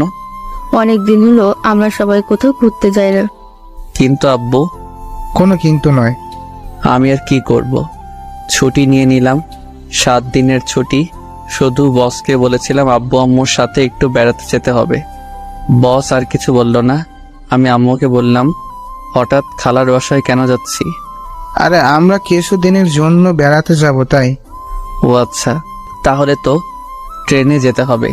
তাই টিকিট কেটে ট্রেনে উঠে পড়লাম। আব্বু আম্মুর সাথে আমার সিট পড়ল না। ভাগ্য খারাপ, অন্য জায়গাতে বসতে হয়েছে। আমি আমার সিটে বসে আছি। কিছুক্ষণ পর একটা অবাক করা ব্যাপার, আরে এ তো নীলা। নীলা আমার মুখোমুখি সিটে বসেছে। নীলাও মনে হচ্ছে আমাকে দেখে অবাক হয়েছে, যেভাবে তাকিয়ে আছে। আমি নীলার দিক থেকে নজর সরিয়ে নিলাম। কেউ কাউকে কিছু বললাম না। আগের দিনের ঘটনার জন্য নীলার উপর রাগ হলেও নীলাকে দেখার পর কেন জানি না সব রাগ উধাও হয়ে গেছে। অনেকক্ষণ হলো চুপচাপ বসে আছি। মাথায় একটা দুষ্ট বুদ্ধি এলো। আমি ফোন বের করে দিলাম তিশাকে কল। তিশার সাথে কথা বলতে লাগলাম। হ্যাঁ তিশা, আমিও তোমাকে মিস করব। নীলা তো রেগে আগুন হয়ে গেছে। আরে না না, অন্য কোনো মেয়ে নেই, আর একটা আছে, কিন্তু তার দিকে তাকানোর থেকে না তাকানো অনেক ভালো। হ্যাঁ আচ্ছা, আমি আমার খেয়াল রাখবো, তুমি তোমার খেয়াল রেখো। নীলা আগের থেকে বেশি রেগে গেছে আর চোখ দুটি লাল হয়ে গেছে। আরে তুমি আগে বললে তোমাকে সাথে নিয়ে আসতাম। সত্যি বলতে একা একা বের হচ্ছি। নীলা এবার কেঁদেই দিছে। হ্যাঁ, এইবার তো একসাথে যাওয়া হলো না। আমি ঢাকাতে ফিরে তোমাকে নিয়ে অনেক জায়গায় ঘুরবো, অনেক জায়গায়। নীলা এবার আর বসে না থেকে দাঁড়িয়ে আমার হাত থেকে ফোন কেড়ে নিয়ে নিজের ব্যাগে ঢুকিয়ে রাখলো। এটা কি হলো? আপনি আমার ফোন নিলেন কেন? আমার ইচ্ছে হয়েছে তাই নিলাম। দেখুন, আমি ফোন ছাড়া চলতে পারি না। আমার ফোন আমাকে ফেরত দিন। নীলা তারপর যা করলো সেটা হলো ফোনের সিম খুলে আমাকে ফোন দিয়ে দিল। এটা কি হলো? আমি নেট চালাবো কিভাবে? কেন? নেট চালিয়ে ওই ডাইনির সাথে কথা বলবি তাই না? দেখুন, আমার সিম আমাকে ফেরত দিন। না, সেটা পাবি না। আব্বু আম্মুকে ফোন দিব তো? এই নে, আমারটা দিয়ে দে। দৌড়, ভালো লাগে না। আমার জিনিস আমাকে ফেরত দিচ্ছে না। মনে হচ্ছে সিমটা নীলার বাবার কেনা। আমি আর কিছু বললাম না। চোখ বন্ধ করে 2 কানে হেডফোন গুজে গান শুনতে লাগলাম। কে যেন আমার কান থেকে হেডফোন খুলে নিল। আমি চোখ খুলে দেখি নীলা। এই আপনার সমস্যা কি শুনি? আপনি আমার জিনিসে যখন তখন হাত দেন কেন? সেটা তোকে বলতে যাবো নাকি? দেখুন, এখানে অনেক লোকজন আছে বলে এখন আপনাকে কিছু বলছি না, না হলে চড়িয়ে গাল লাল করে দিতাম। অভদ্রমে একজন অপরিচিত মানুষের সাথে এত কিসের রাগ? নীলা হয়তো আমার কাছ থেকে এমনটা আশা করেনি, কিন্তু যেই মেয়ে আমাকে আগে অনেক অপমান করেছে সেই মেয়ে আমার জিনিসগুলোতে একের পর এক হাত দিয়েই যাচ্ছে। নীলা আমার কথা শুনে আর কিছু না বলে নিজের সিটে বসে পড়ে। কিছুক্ষণ পর লক্ষ্য করি নীলা কাঁদছে। কিছুক্ষণ পর পর চোখ মুছেই যাচ্ছে। চোখ লাল করে ফেলেছে কেঁদে। কাঁদুক, তাতে আমার কি? আমি তো নীলার কিছু হই না। চট্টগ্রাম পৌঁছে গেছি। ট্রেন থেকে নামবো, তার আগে নীলার দিকে আরো একবার ভালো করে তাকিয়ে দেখি নীলা তখনও কাঁদছে। চোখ ভয়ঙ্কর লাল হয়ে গিয়েছিল। ইচ্ছে করছিল চোখের পানি মুছে দিতে, কিন্তু যখনই নীলার করা অপমানগুলোর কথা মনে পড়ল তখনই আমার রাগ উঠে গেল। আমি নীলাকে রেখেই ট্রেন থেকে নামলাম। আব্বু আম্মুকে খুঁজে পেতে তেমন সমস্যা হয়নি। তাদের সাথে খালার বাসায় চলে গেলাম। গত 7 দিনে কারোর সাথে কোনো কথা হয়নি। কি করে হবে? সিম নেই, আর আমি ফেসবুকিং খুব কম করি। 7 দিন পর ঢাকাতে চলে আসি। অফিস যাওয়ার জন্য বাসা থেকে বের হয়েছি। কিছু দূর এগোতেই দেখি তিশা দাঁড়িয়ে আছে। আমি তিশার কাছে যেতেই, ওই হারামি, এই 7 দিনে একবারও ফোন করলি না কেন? আর তোর ফোন বন্ধ ছিল কেন? হারামি বিলাই! এই তুমি রাগ করো কেন? আমার সিম হারিয়ে গেছে। মিথ্যা বলার জায়গা পাস না। ফোন না হারিয়ে সিম হারিয়ে গেছে, এমন একটা দিব না। ওরে বাবারে, এই মেয়ে তো পুরাই গুন্ডি। এই তুমি কি বলছো? আমাকে আব্বু হতে দিবে না মানে? ও সরি, সেটা হবে না, কারণ কেউ একজন তো তোর সন্তানের আম্মু হবার জন্য অপেক্ষা করছে। আচ্ছা, আমি চলি তাহলে। চলবি মানে? আমি এতক্ষণ তোর জন্য অপেক্ষা করে আছি, আমাকে একা রেখে তুই চলে যাবি? তাহলে তাড়াতাড়ি ওঠো। তারপর তিশা উঠে বসলো। আমিও বাইক চালাতে শুরু করে দিলাম। কলেজে নামিয়ে দিলাম। আচ্ছা যাও, আর শোনো, তোমার নাম্বার দিয়ে ফোন দিও, কথা আছে। আমি তিশাকে বিদায় জানিয়ে সেখান থেকে চলে গেলাম। দেখি কলেজের 2 নাম্বার গেইটে নীলা দাঁড়িয়ে আছে। আমাকে ইশারা দিয়ে থামতে বলছে। যদিও নীলার সাথে কথা বলার কোনো ইচ্ছা আমার নেই, তবু মেয়েটা এমনভাবে ডাকছে, না শুনে যাওয়া মনে হয় ঠিক হবে না। আমি বাইক থামালাম। হ্যাঁ বলুন, আমাকে কেন দাঁড় করালেন? কেমন আছো? ওই, আমি কেমন আছি না আছি সেটা জানার জন্য কি আপনি আমাকে দাঁড় করিয়েছেন নাকি? কোনো কাজ কাম নেই? থাকেন তো আজাইরা যত সব। এমন ভাবে বলছো কেন? কেমন ভাবে বললাম আমি? রাস্তা ছাড়ুন, আমার অফিসের দেরি হয়ে যাচ্ছে। অফিস করতে গিয়ে বলেছে পড়াশোনা বাদ দিয়ে? সেটা আপনার থেকে ভালো কেউ জানে না। আমার রাস্তা ছাড়ুন। এই নাও তোমার সিম কার্ড। আমি নীলার কাছ থেকে সিম নিয়ে চলে এলাম। কি দরকার এমন মানুষের সাথে কথা বলার, যে কিনা কোনো একদিন আমাকে জানা তাই বলে অপমান করেছে? আমি যখন চলে আসছিলাম বাইকের লুকিং গ্লাস দিয়ে দেখছিলাম নীলা আমার দিকে তাকিয়ে আছে আর চোখ মুছছে। আমি অফিসে চলে গেলাম। অফিসের বসের সাথে কিছু কথা বলে আমার কাজে আমি মন দিলাম। অনেক দিনের কাজ পড়ে আছে। কাজ করতে করতে হাঁপিয়ে গেলাম, তবুও কাজ শেষ হয় না। আমি মনে মনে বললাম, আর কোনোদিন ছুটি নিয়ে বেড়াতে যাব না। সারাদিন কাজের চাপে মাথা ধরে গেছে। রাতে বাসায় ফিরলাম। এইভাবে চলে গেল আরো কিছুদিন। শুক্রবার শুয়েছিলাম, বিকালের দিকে তিশার ফোন। হ্যাঁ বলো। এই, তুমি না আমাকে বলেছিলে আমাকে নিয়ে ঘুরতে যাবে? হ্যাঁ, কথা ছিল তো। তাহলে চলো না, আজকেই আমরা ঘুরতে যাব। কিন্তু প্লিজ, কোনো বারণ দেখিও না, চলো না। আচ্ছা তুমি রেডি হও, আমি বের হচ্ছি। তারপর তিশাকে নিয়ে ঘুরতে বের হলাম। আমরা যখন বাইকে করে যাচ্ছিলাম নীলা আমাদের দেখেছিল পার্কের একটা বেঞ্চে। আমি আর তিশা বসে গল্প করছিলাম। হঠাৎ কে এসে আমার শার্টের কলার ধরলো। আমি পেছন করে দেখি নীলা। কিছুটা ভয় পেয়ে যাই। আপনি করছেন কি? আয়, তোর সাথে আমার কথা আছে। কিন্তু আপনার সাথে আমার কোনো কথা নেই। আরে যাও তো, দেখো কি বলে। নীলা আমাকে তখন এক প্রকার জোর করে অন্য এক জায়গাতে নিয়ে গেল। ওই, তোর লজ্জা করে না বিয়ের পর অন্য কোনো মেয়ের সাথে ঘুরে বেড়াতে? না, আমার লজ্জা করে না। আর আমার বিয়ে কবে হলো? আমার বউকে, আমার বাসায় তো কোনো বউ নেই। এত কিছু বলার কি আছে? তুই সত্যি একটা চরিত্রহীন ছেলে, তোর চরিত্র ঠিক নেই। 2টা চড় আমি নীলার গালে বসিয়ে দিলাম আর বলতে লাগলাম, ওই তুই আমার চরিত্র খারাপের কি দেখেছিস? আর শোন, তুই আমার পেছনে কেন এইভাবে লেগে আছিস? আমি তো তোকে মুক্তি দিয়ে দিয়েছি। তুই থাক না, তোর মতন আমাকে জ্বালাতে কেন আসছিস? কারণ তুই আমার স্বামী। আমি তোর সাথে অন্য কোনো মেয়েকে সহ্য করতে পারি না। দেখ, আমাদের স্বামী স্ত্রীর সম্পর্ক তো অনেক আগেই শেষ হয়ে গেছে। শুধু কাগজে কলমে আছে। আমাকে পেপার পাঠিয়ে দিস, আমি সাইন করে দিব। আর প্লিজ তুই আমাকে এইভাবে জ্বালানো বন্ধ কর। আমি সত্যিই কি তোকে অনেক বিরক্ত করি? হ্যাঁ, অনেক। আরো করব, তাতে তোর কোনো সমস্যা? আমি যত ইচ্ছা তোকে বিরক্ত করব। দরকার হলে এখন সবার সামনে জড়িয়ে ধরে তোকে চুমু খাবো। আমি তো নীলার এমন কথা শুনে ঘাবড়ে গেছি। এত লোকের সামনে যদি সত্যি আমাকে চুমু খায় তাহলে তো আমার মান সম্মান সব শেষ। তার থেকে ভালো এখান থেকে ভালোই কেটে পড়ে। এইগুলো ভাবছিলাম, তখন নীলা বলল, কি ব্যাপার, চুপ করে আছো কেন? আমার না খুব চাপ পেয়েছে, আগে আমি চাপ মুক্ত হয়ে আসি, তারপর বাকি কথা বলবো, কেমন? আচ্ছা যাও, একটু তাড়াতাড়ি এসো কিন্তু। হ্যাঁ আমি যাবো আর আসবো, আপনি একটু অপেক্ষা করেন। তারপর আমি সেখান থেকে চলে এলাম। আমি তিশাকে ফোন করে বলেছিলাম আমার কিছু কাজ আছে, তাই বাসায় যেতে হবে। তারপর আমি সেখান থেকে সোজা বাসায় চলে আসি। এসে মাত্র রুমে এলাম আর তখনই নীলার ফোন। অসহ্য লাগে, তাও কেন বারবার আমাকে ফোন দিবে? এই আপনার কি কোনো কাজ কাম নেই? যখন তখন আমাকে এভাবে ফোন দিবেন না। সেটা পরে ভেবে দেখা যাবে, তার আগে তুই বল, আমাকে রেখে পালিয়ে গেলি কেন? আমার ইচ্ছা হয়েছে তাই এসেছি, আপনার সাথে আমার তো কোনো কথা নেই। তাহলে আমি শুধু আপনার সাথে কিসের কথা বলতাম জানতে পারি? তোর কিছু বলার থাকতে নাই পারে, কিন্তু আমার তোকে বলার মতো অনেক কথা আছে। আপনার কোনো কথা শোনার আমার ইচ্ছা নাই, রাখি। দয়া করে এখন আর আমাকে ডিস্টার্ব করবেন না, আমি ঘুমাবো। ওই তুমি আমার সাথে এমন কেন করছো? আর কোনো কথা না বলে ফোন কেটে দিলাম। একদিন আমিও অনেক কথা বলতে চেয়েছিলাম, কিন্তু নীলা কখনো আমার কথা শুনতো না, আমাকে অনেকভাবে অপমান করত। আমি সব চুপচাপ সহ্য করে নিয়েছিলাম, এই আশায় যে নীলা একদিন তার ভুল বুঝতে পারবে। কিন্তু সেটার হলো কই? নীলা তো দিনের পর দিন আমাকে অনেক অপমান করত। না, এইসব ভাবলে আমারই অনেক কষ্ট লাগে। এইসব ভাবছিলাম, আবার নীলার ফোন। উফ, এই মেয়েটা পেয়েছেটা কি? আমি ফোন বন্ধ করে রেখে দিলাম আর বললাম, দে এবার কল দেখি কত কল দিতে পারি। ফোন বন্ধ করে দিলাম। এক ঘুমে রাত পার হয়ে গেল।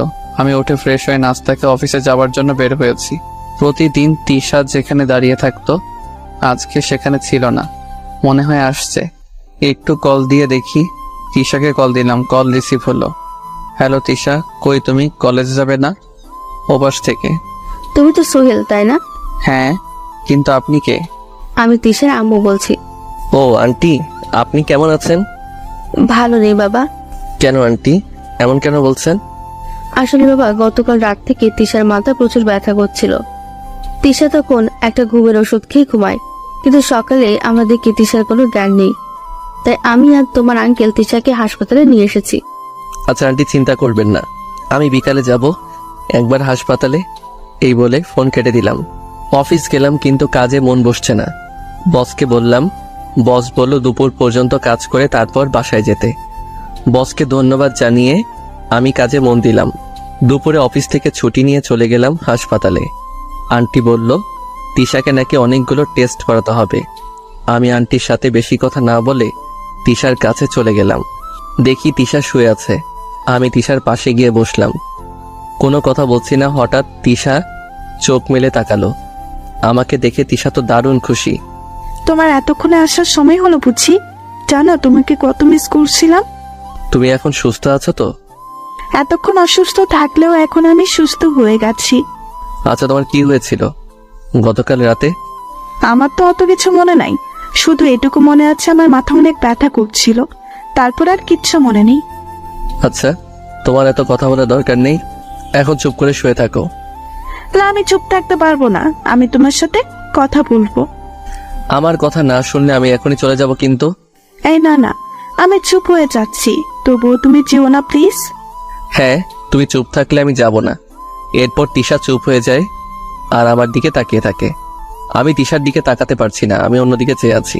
হঠাৎ তিশা বলল, এই তুমি দুপুরে খেয়েছো? না, আমি তো অফিস থেকে এখানে এসেছি। তুমিও না? দাঁড়াও, আমি এক্ষুনি আম্মুকে বলছি। তিশা, এটা তোমার বাসা না, ওকে? তাহলে তুমি প্লিজ এখন বাসায় চলে যাও, আবার পরে এসো। হ্যাঁ, আমি আজ যাই কেমন, পরে আবার আসবো। ওকে যাও, দেখে শুনে যাবে কিন্তু। তুমি দেখে শুনে থেকো। চলে এলাম বাসায়। আম্মু জিজ্ঞেস করছিল তাড়াতাড়ি বাসায় ফেরার কারণ কি। আমি বলেছিলাম ভালো লাগছিল না, তাই চলে এসেছি আম্মু। আর কিছু বলে নাই। রাতে শুয়ে আছি, তখন তিশা ফোনে হ্যাঁ বলল। রাতে হঠাৎ কেন ফোন দিলে? তোমাকে দেখতে খুব ইচ্ছে করছে, একটু আসবে? কাল গেলে হয় না? না, হয় না। তুমি এখন আসো না প্লিজ, একবার আসো, খুব মিস করছি তোমায়। আচ্ছা, আমি আসছি, তবে বেশিক্ষণ থাকতে পারবো না কিন্তু। আগে তো তুমি আসো, পরে বাকি কথা। আমি চলে গেলাম হাসপাতালে। তিশা এখন উঠে বসেছে। আমাকে দেখে তিশা বলল, এই তুমি এসেছো, আসো আমার কাছে আসো। আমি গিয়ে তিশার পাশে বসে পড়ি। তিশার আম্মু ছিল সেখানে। আমাদের বলল, তোরা কথা বল, আমি ডাক্তারের সাথে কথা বলে আসছি। তা এই এত রাতে আমাকে ডেকে আনার কি দরকার ছিল? আমি কি করব, তোমাকে আমি খুব মিস করছিলাম, দেখতে খুব ইচ্ছা করছিল, তাই তো ডেকে আনলাম। দেখা হয়ে গেছে, এবার আমি যেতে পারি? প্লিজ আর কিছুক্ষণ থাকো না। না, আমার আবার কাল সকালে অফিস আছে। আচ্ছা তাহলে যাও, দেখে শুনে যাবে। বাসায় যাবার পরে আমাকে ফোন দিয়ে জানিয়ে দিবি কিন্তু। আমি তিশাকে বাই বলে বাসায় এসে তিশার সাথে কিছুক্ষণ কথা বলে ঘুমিয়ে পড়ি। তিশা 4 দিন হাসপাতালে ছিল। আমি প্রতিদিন তিশার সাথে দেখা করতে যেতাম। 5 দিন পর তিশা আবার কলেজে যাবে। আমাকে আগে থেকে ফোন দিয়ে জানিয়ে দিল। আমি যথাসময়ে তিশাকে পিক আপ করলাম। কলেজের সামনে তিশাকে নামিয়ে কিছু কথা বলছিলাম, তখন দেখি নীলা আমাকে দেখে রাগী লোক নিয়ে তাকিয়ে আছে। নীলাকে আরো একটু রাগানোর জন্য তিশার সাথে আরো হেসে হেসে কথা বললাম। তাদের কাজ হলো নীলা আরো রেগে গেছে। তারপর আমি তিশাকে বাই বলে অফিসে চলে গেলাম। এইভাবে আরো 10 দিন কেটে গেল। আমি একটা বিষয় খেয়াল করলাম, তিশা দিন দিন কেমন জানি শুকিয়ে যাচ্ছে। চোখের নিচে কালি পড়ে গেছে। আমি অনেকবার জিজ্ঞেস করেছি, কিন্তু তিশা আমাকে কখনো তার সঠিক উত্তর দেয় নাই। নানানভাবে কথা এড়িয়ে যেত। 14 দিনের মাথায় আমি অফিস থেকে বাড়ি ফিরে রীতিমতো অবাক হয়ে গেলাম। কেন জানেন, আমি অফিস থেকে বাসায় ফিরে কলিং বেল চাপতেই নীলা দরজা খুলে দেয়। আমি মনে হয় কোনো স্বপ্ন দেখছি, তাই না? কেন স্বপ্ন দেখতে যাবে কেন? না মানে আপনি আমাদের বাসায়, তো তাই। এটা তো আমার বাড়ি, আমি থাকবো না তো ওই ডাইনিটা থাকবে নাকি? সরি, এটা আপনার বাসা হলো কবে? যেদিন তোমাকে বিয়ে করেছি সেদিন থেকেই। নীলার মুখে বিয়ের কথা শুনে রাগ উঠে গেছে। দেখেন, আপনি আমাদের বাসায় কেন এসেছেন আমি সেটা জানি না, কিন্তু আমাদের বিয়ে নিয়ে কোনো কথা বলবেন না, এই বলে দিলাম। কেন কোনো কথা বলবে না কেন? কারণ বিয়ে একটা পবিত্র কাজ। আপনার মুখে বিয়ের কথা মানায় না। আপনি আমাদের বিয়ে নিয়ে কথা বললে সেটা অপবিত্র হয়ে যায়। আর আপনি এভাবে দরজা আঁকড়ে দাঁড়িয়ে আছেন কেন? আমাকে বাসার ভেতরে যেতে দিবেন তো নাকি? এই বলে আমি নীলাকে এক প্রকার ধাক্কা দিয়ে সরিয়ে দিয়ে বাসার ভেতরে চলে গেলাম। বাসার ভেতরে গিয়ে আমি আব্বু আম্মুকে চড়ে চড়ে ডেকে বললাম, আব্বু আম্মু, এই মেয়ে আমাদের বাসায় কি করছে? দেখো বাবা, মেয়েটা একদিন ভুল করেছিল, কিন্তু ভুল বুঝে তোর কাছেই ফিরে এসেছে। আম্মু, আমি এই মেয়েকে আর চাই না, বের হয়ে যেতে বলো আমাদের বাসা থেকে। নীলা আমার কথা শুনে আমার দিকে করুণ দৃষ্টিতে তাকিয়েছিল। দেখে মনে হচ্ছে এখনই চোখ দিয়ে জল গড়িয়ে পড়বে। আমার বাসা থেকে আমার বৌমাকে বের করে দেওয়ার তুই কে? আব্বুর কথা শুনে অবাক হয়ে গেলাম। এই মেয়ে নিশ্চয়ই আব্বু আম্মুকে নিজের কবজায় নিয়ে নিয়েছে, তাই আব্বু আম্মু নীলার হয়ে কথা বলছে। তোমাদের যা ইচ্ছা তাই করো, কিন্তু নীলা যেন আমার সামনে না আসে। এই বলে আমি রুমে চলে গেলাম। দেখি রুমে নীলার অনেক জিনিস, আমার রাগ উঠে গেল। আমি সেগুলো বাইরে ছুঁড়ে ফেলতে লাগলাম। একসময় নীলা এসে বলল, আরে আরে কি করছে এগুলো? আমার জিনিসগুলো বাইরে ফেলে দিচ্ছ কেন? আমার রুমে তোর কোনো জায়গা নেই, আর তোর জিনিসের কোনো জায়গা নেই। আব্বু আম্মুর জন্য তোকে বাসা থেকে বের করে দিতে পারলাম না। আর শোন, তুই এই বাসায় থাকবি ভালো কথা, কিন্তু আমার সামনে কখনো আসবি না। যা, তুই পাশের রুমে চলে যা। নীলা কান্না করতে করতে চলে গেল। 20তম দিন দুপুরে অফিসে কাজ করছি, তখন তিশার আম্মুর ফোন। আমি কল রিসিভ করা মাত্রই তিশার আম্মু কান্না করতে করতে বলল, বাবা, তুমি যেখানেই থেকো সিটি হাসপাতালে চলে এসো, তিশার অবস্থা খুব খারাপ। আমি তাড়াতাড়ি সিটি হাসপাতালে চলে যাই, কিন্তু হাসপাতালে যাওয়ার পর যা শুনতে পেলাম, বড় ধরনের ধাক্কা খেলাম। তিশা নাকি আমাদের সবাইকে ছেড়ে চলে গেছে না ফেরার দেশে। তিশার আম্মু কান্না করতে করতে একটা চিঠি আমার দিকে এগিয়ে দিয়ে বলল, বাবা, তিশা তোমাকে এই চিঠিটা দিতে বলেছিল। আমি চিঠিটা পকেটে ভরে নিলাম। তিশাকে শেষ দেখার জন্য গেলাম। মেয়েটা কি সুন্দর ঘুমিয়ে আছে, মনে হচ্ছে এইমাত্র উঠে বসে বলবে, সোহেল তুমি এসেছো। কিন্তু আমার মাথায় আসছে না, হঠাৎ তিশার কি এমন হলো যেমন ভাবে আমাদের রেখে চলে গেল। আমি ডাক্তারের কাছে জিজ্ঞেস করলাম। ডাক্তার আমাকে জানালো তিশার নাকি ব্রেইন ক্যান্সার ছিল। সেটা এমন পর্যায়ে ধরা পড়েছিল যখন আর কিছু করার ছিল না। তিশার সব কাজ শেষ করতে করতে রাত হয়ে গেল। বাইক তিশাদের বাসায় রেখে আসলাম। হেঁটে হেঁটে বাসায় ফিরছি, তখন মনে পড়লো তিশা আমার জন্য কোনো এক চিঠি রেখে গেছে। আমি সেটা বের করে পড়তে শুরু করলাম। লেখা ছিল, প্রিয় সোহেল, চিঠিটা যখন তুমি পড়ছো তখন তোমার থেকে অনেকটা দূরে চলে গেছি, কিন্তু জানো তোমাকে ছেড়ে যেতে আমার ইচ্ছে করছিল না। যখন শুনতে পেলাম আমার হাতে আর সময় নেই, জানো খুব কষ্ট হয়েছিল তোমাকে একা রেখে যেতে হবে। জানো তোমাকে অনেক ভালোবেসে ফেলছিলাম, যদিও তোমার দিক থেকে কখনো কোনো সাড়া পাইনি। তুমি আমার থেকে সব সময় দূরত্ব বজায় রেখেই চলছো, হয়তো একজন ভালো বন্ধু হিসাবে দেখেছ, কিন্তু তোমার সাথে চলতে চলতে কখন তোমাকে ভালোবেসে ফেলেছিলাম সেটা আমি নিজেও জানি না। জানো একদিন আমি স্বপ্ন দেখছিলাম যে আমাদের ছোট্ট একটা সংসার আছে, সেখানে আমি, তুমি আর আমাদের ছোট্ট একটা রাজকন্যা আছে। আমি ভয়ে তোমাকে স্বপ্নের কথা বলতে পারি নাই, যদি তুমি রাগ করো। আমার ইচ্ছা ছিল স্বপ্ন সত্যি করব, কিন্তু সেটা কোনোদিন সম্ভব নয়। আমি তো চলে গেলাম, তুমি কিন্তু ভেঙে পড়ো না, নিজেকে শক্ত করবে আর সময় মতো সব করবে। বেশি কিছু বলে শুধু শুধু তোমাকে কষ্ট দিতে চাই না। ভালো থেকো, ইতি, তিশা। চিঠি পড়ে আমি কান্না করে দিয়েছি, কিছু ভালো লাগছিল না। চারিদিক অন্ধকার হয়ে আসছে। অনেক কষ্টে বাসায় ফিরলাম। রাত আনুমানিক 12টা। কলিং বেল চাপতেই নীলা দরজা খুলে দিল।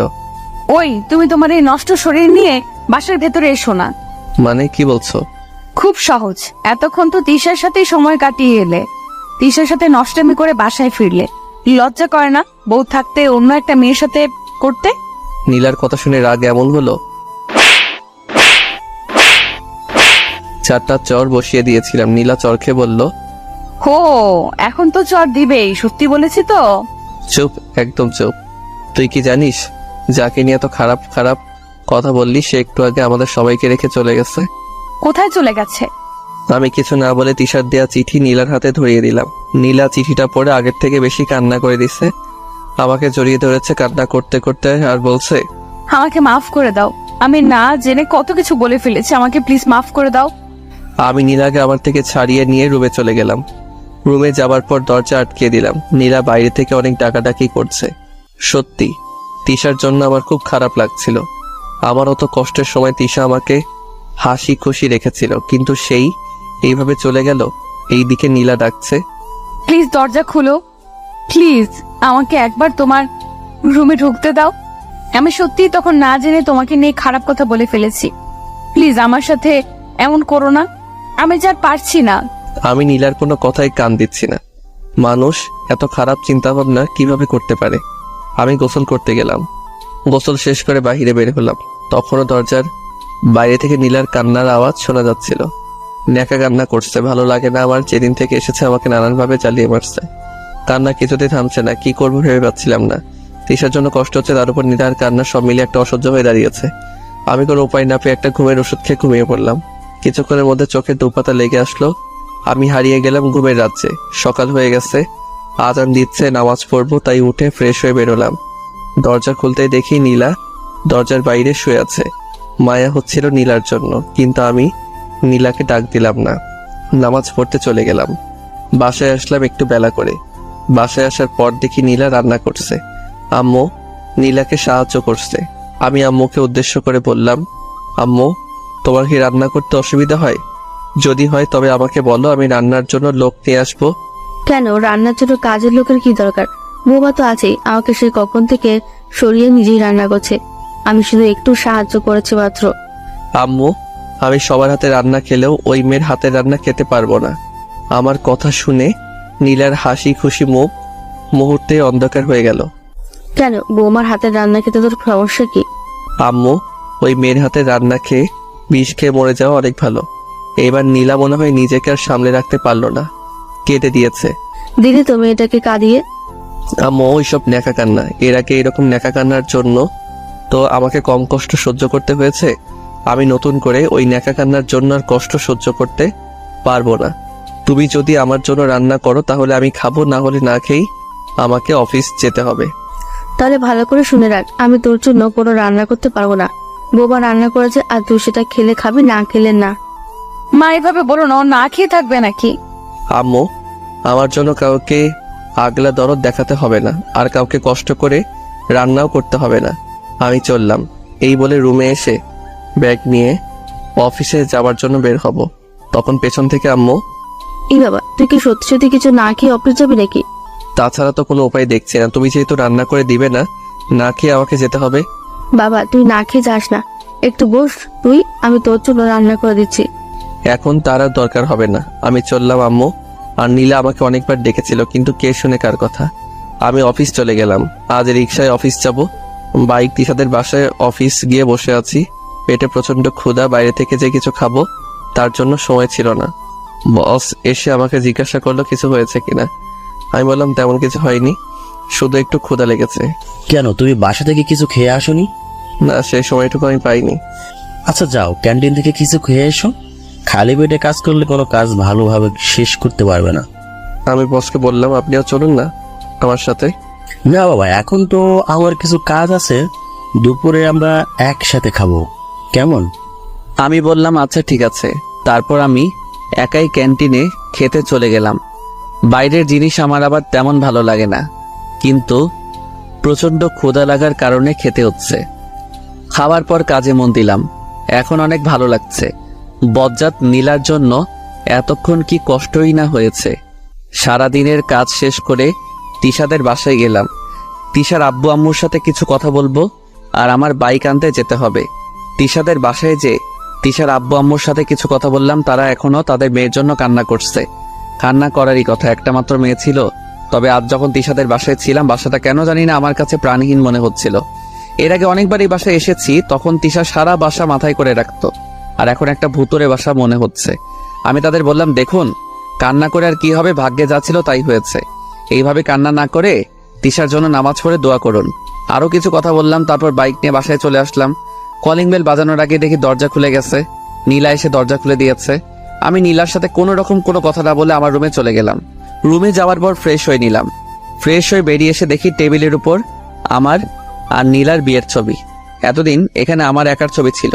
বিয়ের পর কিছুদিন আমার আর নীলার ছবি ছিল, কিন্তু পরে নীলাই সেটা সরিয়ে আমার একার ছবি রেখে দিয়েছিল। ছবিটা দেখে কেন জানি না রাগ হচ্ছে।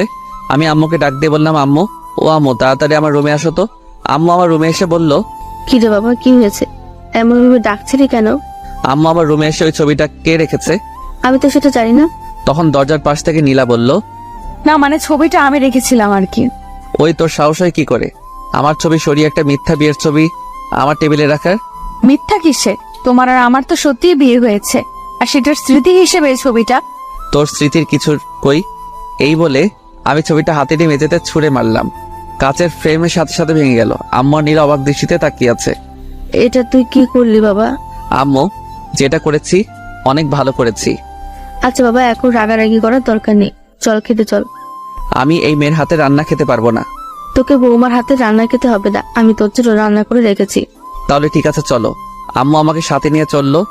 যাওয়ার সময় নীলাকে বলল, বৌমা তুমি ওসো, সে সকাল থেকে তো না খেয়ে আছো, এখন খেতে চলো। আম্মু বাসায় কি খাবার ছিল না নাকি? কেন, এই কথা কেন? তুমি তো এখন বললা ওই মেয়েটা নাকি সে সকাল থেকে কিছু খায়নি। বৌমা তো তোর জন্য না খেয়ে আছে, তুই না খেয়ে চলে গেলি। বৌমা বললো তুই যতক্ষণ না খাবি ততক্ষণ নাকি বৌমা কিচ্ছু খাবে না। আমি আর তোর আব্বু কত বোঝাইলাম, কিন্তু কিছুতেই মেয়েটা কিছু খেলো না। এক কথা, তুই বাসায় এসে আগে খাবি, তারপর নাকি সে খাবে।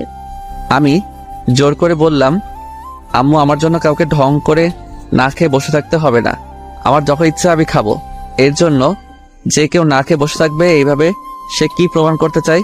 হ্যাঁ, একদিন আমার খুব ভালো লাগতো যখন নীলা আমি না খেলে নিজেও খেত না, কিন্তু এমন এক সময় এসেছিল আমি সারাদিন খেয়েছিলাম নাকি সেটাও জিজ্ঞেস করতো না। আমি যদি নীলাকে কখনো খাওয়ার জন্য বলতাম, নীলা আমার উপর নানানভাবে রাগ দেখাতো। আমারও রাগ হচ্ছে নীলার এমন আজারে ঢং দেখে। আমার খুব রাগ হয়। শুধু আব্বু আম্মুর জন্য নীলাকে বেশি কিছু বলতে পারি না। নিজের রাগ নিজের মধ্যে পোষণ করি। খাবার টেবিলে সবার জন্য মাংস আর আমার জন্য ডিমের তরকারি। আমি আম্মুকে জিজ্ঞাসা করলাম, আম্মু আমার জন্য একটু মাংস রান্না করতে পারলে না? মাংস রান্না করলে তো তুই ভাবতি বৌমার রান্না, আমি আমার নামে চালিয়ে দিয়েছি, তাই তোর জন্য আলাদা তরকারি। তাই বলে ডিমের? বাহ, কত স্বাদ! আহ, তরকারি যা হয়েছে না। আব্বু তুমি খাচ্ছ না কেন? এত কথার কি আছে? আহ, যা হয়েছে না। বৌমা তুমি এখন থেকে প্রতিদিন রান্না করবে। মন চাচ্ছে সব আমি একাই খেয়ে নিই। আব্বুর এরকম কথা শুনে আমি প্লেট নিয়ে আমার রুমে চলে গেলাম। এমনিতেও হিংসা হচ্ছিল, সবাই খাচ্ছে মাংস দিয়ে আর আমি ডিম। তার উপর আব্বুর বলা কথাগুলো কোনোরকম সেদিন খেয়ে উঠলাম। ঘুমাতে যাব তখন নীলা আমার রুমে এলো। কি ব্যাপার, কিছু বলবেন? বলবো, কিন্তু তুমি আমাকে আপনি করে কেন বলছো? তুমি করে বলার অধিকার হারিয়ে ফেলেছি তো তাই। এই, তুমি আমাকে আর কত কষ্ট দিতে চাও বলবে একটু? আমি আপনাকে কখন কষ্ট দিলাম? হ্যাঁ, আগে দিয়েছি। সারাদিন আপনার খোঁজ খবর দিয়েছি, দাদাভাবে আপনাকে বিরক্ত করেছি, কিন্তু এখন তো আপনাকে আমি কোনোভাবে বিরক্ত করছি না। তাহলে আপনার এত কষ্ট কিসের? তুমি সেটা বোঝো না? না, আমি বুঝি না। আর আজকে জানতো আমার খুব ঘুম পাচ্ছে, ঘুমাবো। কাল আবার অফিস নাকি মিটিং কি আছে, একটু আগে যেতে হবে, অনেক কাজ আছে। ভাবছি আজকে কিছু কাজ করে রাখবো, তাই দয়া করে এখন আমাকে একটু ফ্রি করে দিন প্লিজ। আচ্ছা, আমি কি ক্ষমার অযোগ্য? মানে আপনার কথা কিছু বুঝলাম না। আচ্ছা, তুমি আমার সাথে এমন আর করো না। আমি আর নিতে পারছি না, আমার দম বন্ধ হয়ে আসে। এই, আপনি এখন আমার রুম থেকে জানতো, আমি কাজ করব। না, আমি যাব না, আমি তোমার সাথেই থাকবো। ভালোভাবে যেতে বলছি কিন্তু। না গেলে কি করবা? আমি তখন নীলার হাত ধরে নিয়ে টেনে রুমের বাইরে বের করে দিলাম। কাজ করে ঘুমিয়ে পড়লাম। পরদিন অফিসে যাব, দেখি নীলা কলেজে যাওয়ার জন্য রেডি হয়েছে। এই, আমি তোমার সাথে যাব। কেন আমার সাথে যেতে হবে কেন? পিচ্ছি বাচ্চা নাকি? তুমি আমাকে তোমার সাথে নিবে না? আমি নিতে পারবো না নীলা। তারপর রেগে গিয়ে বই খাতা সব ছুঁড়ে ফেলে দিচ্ছে আর বলছে, আমি আর কোনোদিন কলেজেই যাব না। সেটা আপনার ব্যাপার, আমি চলি। নীলা আমার কথা শুনে রেগে গেল। রাগের কারণে বই খাতা সব ছুঁড়ে ফেলে দিতে লাগলো।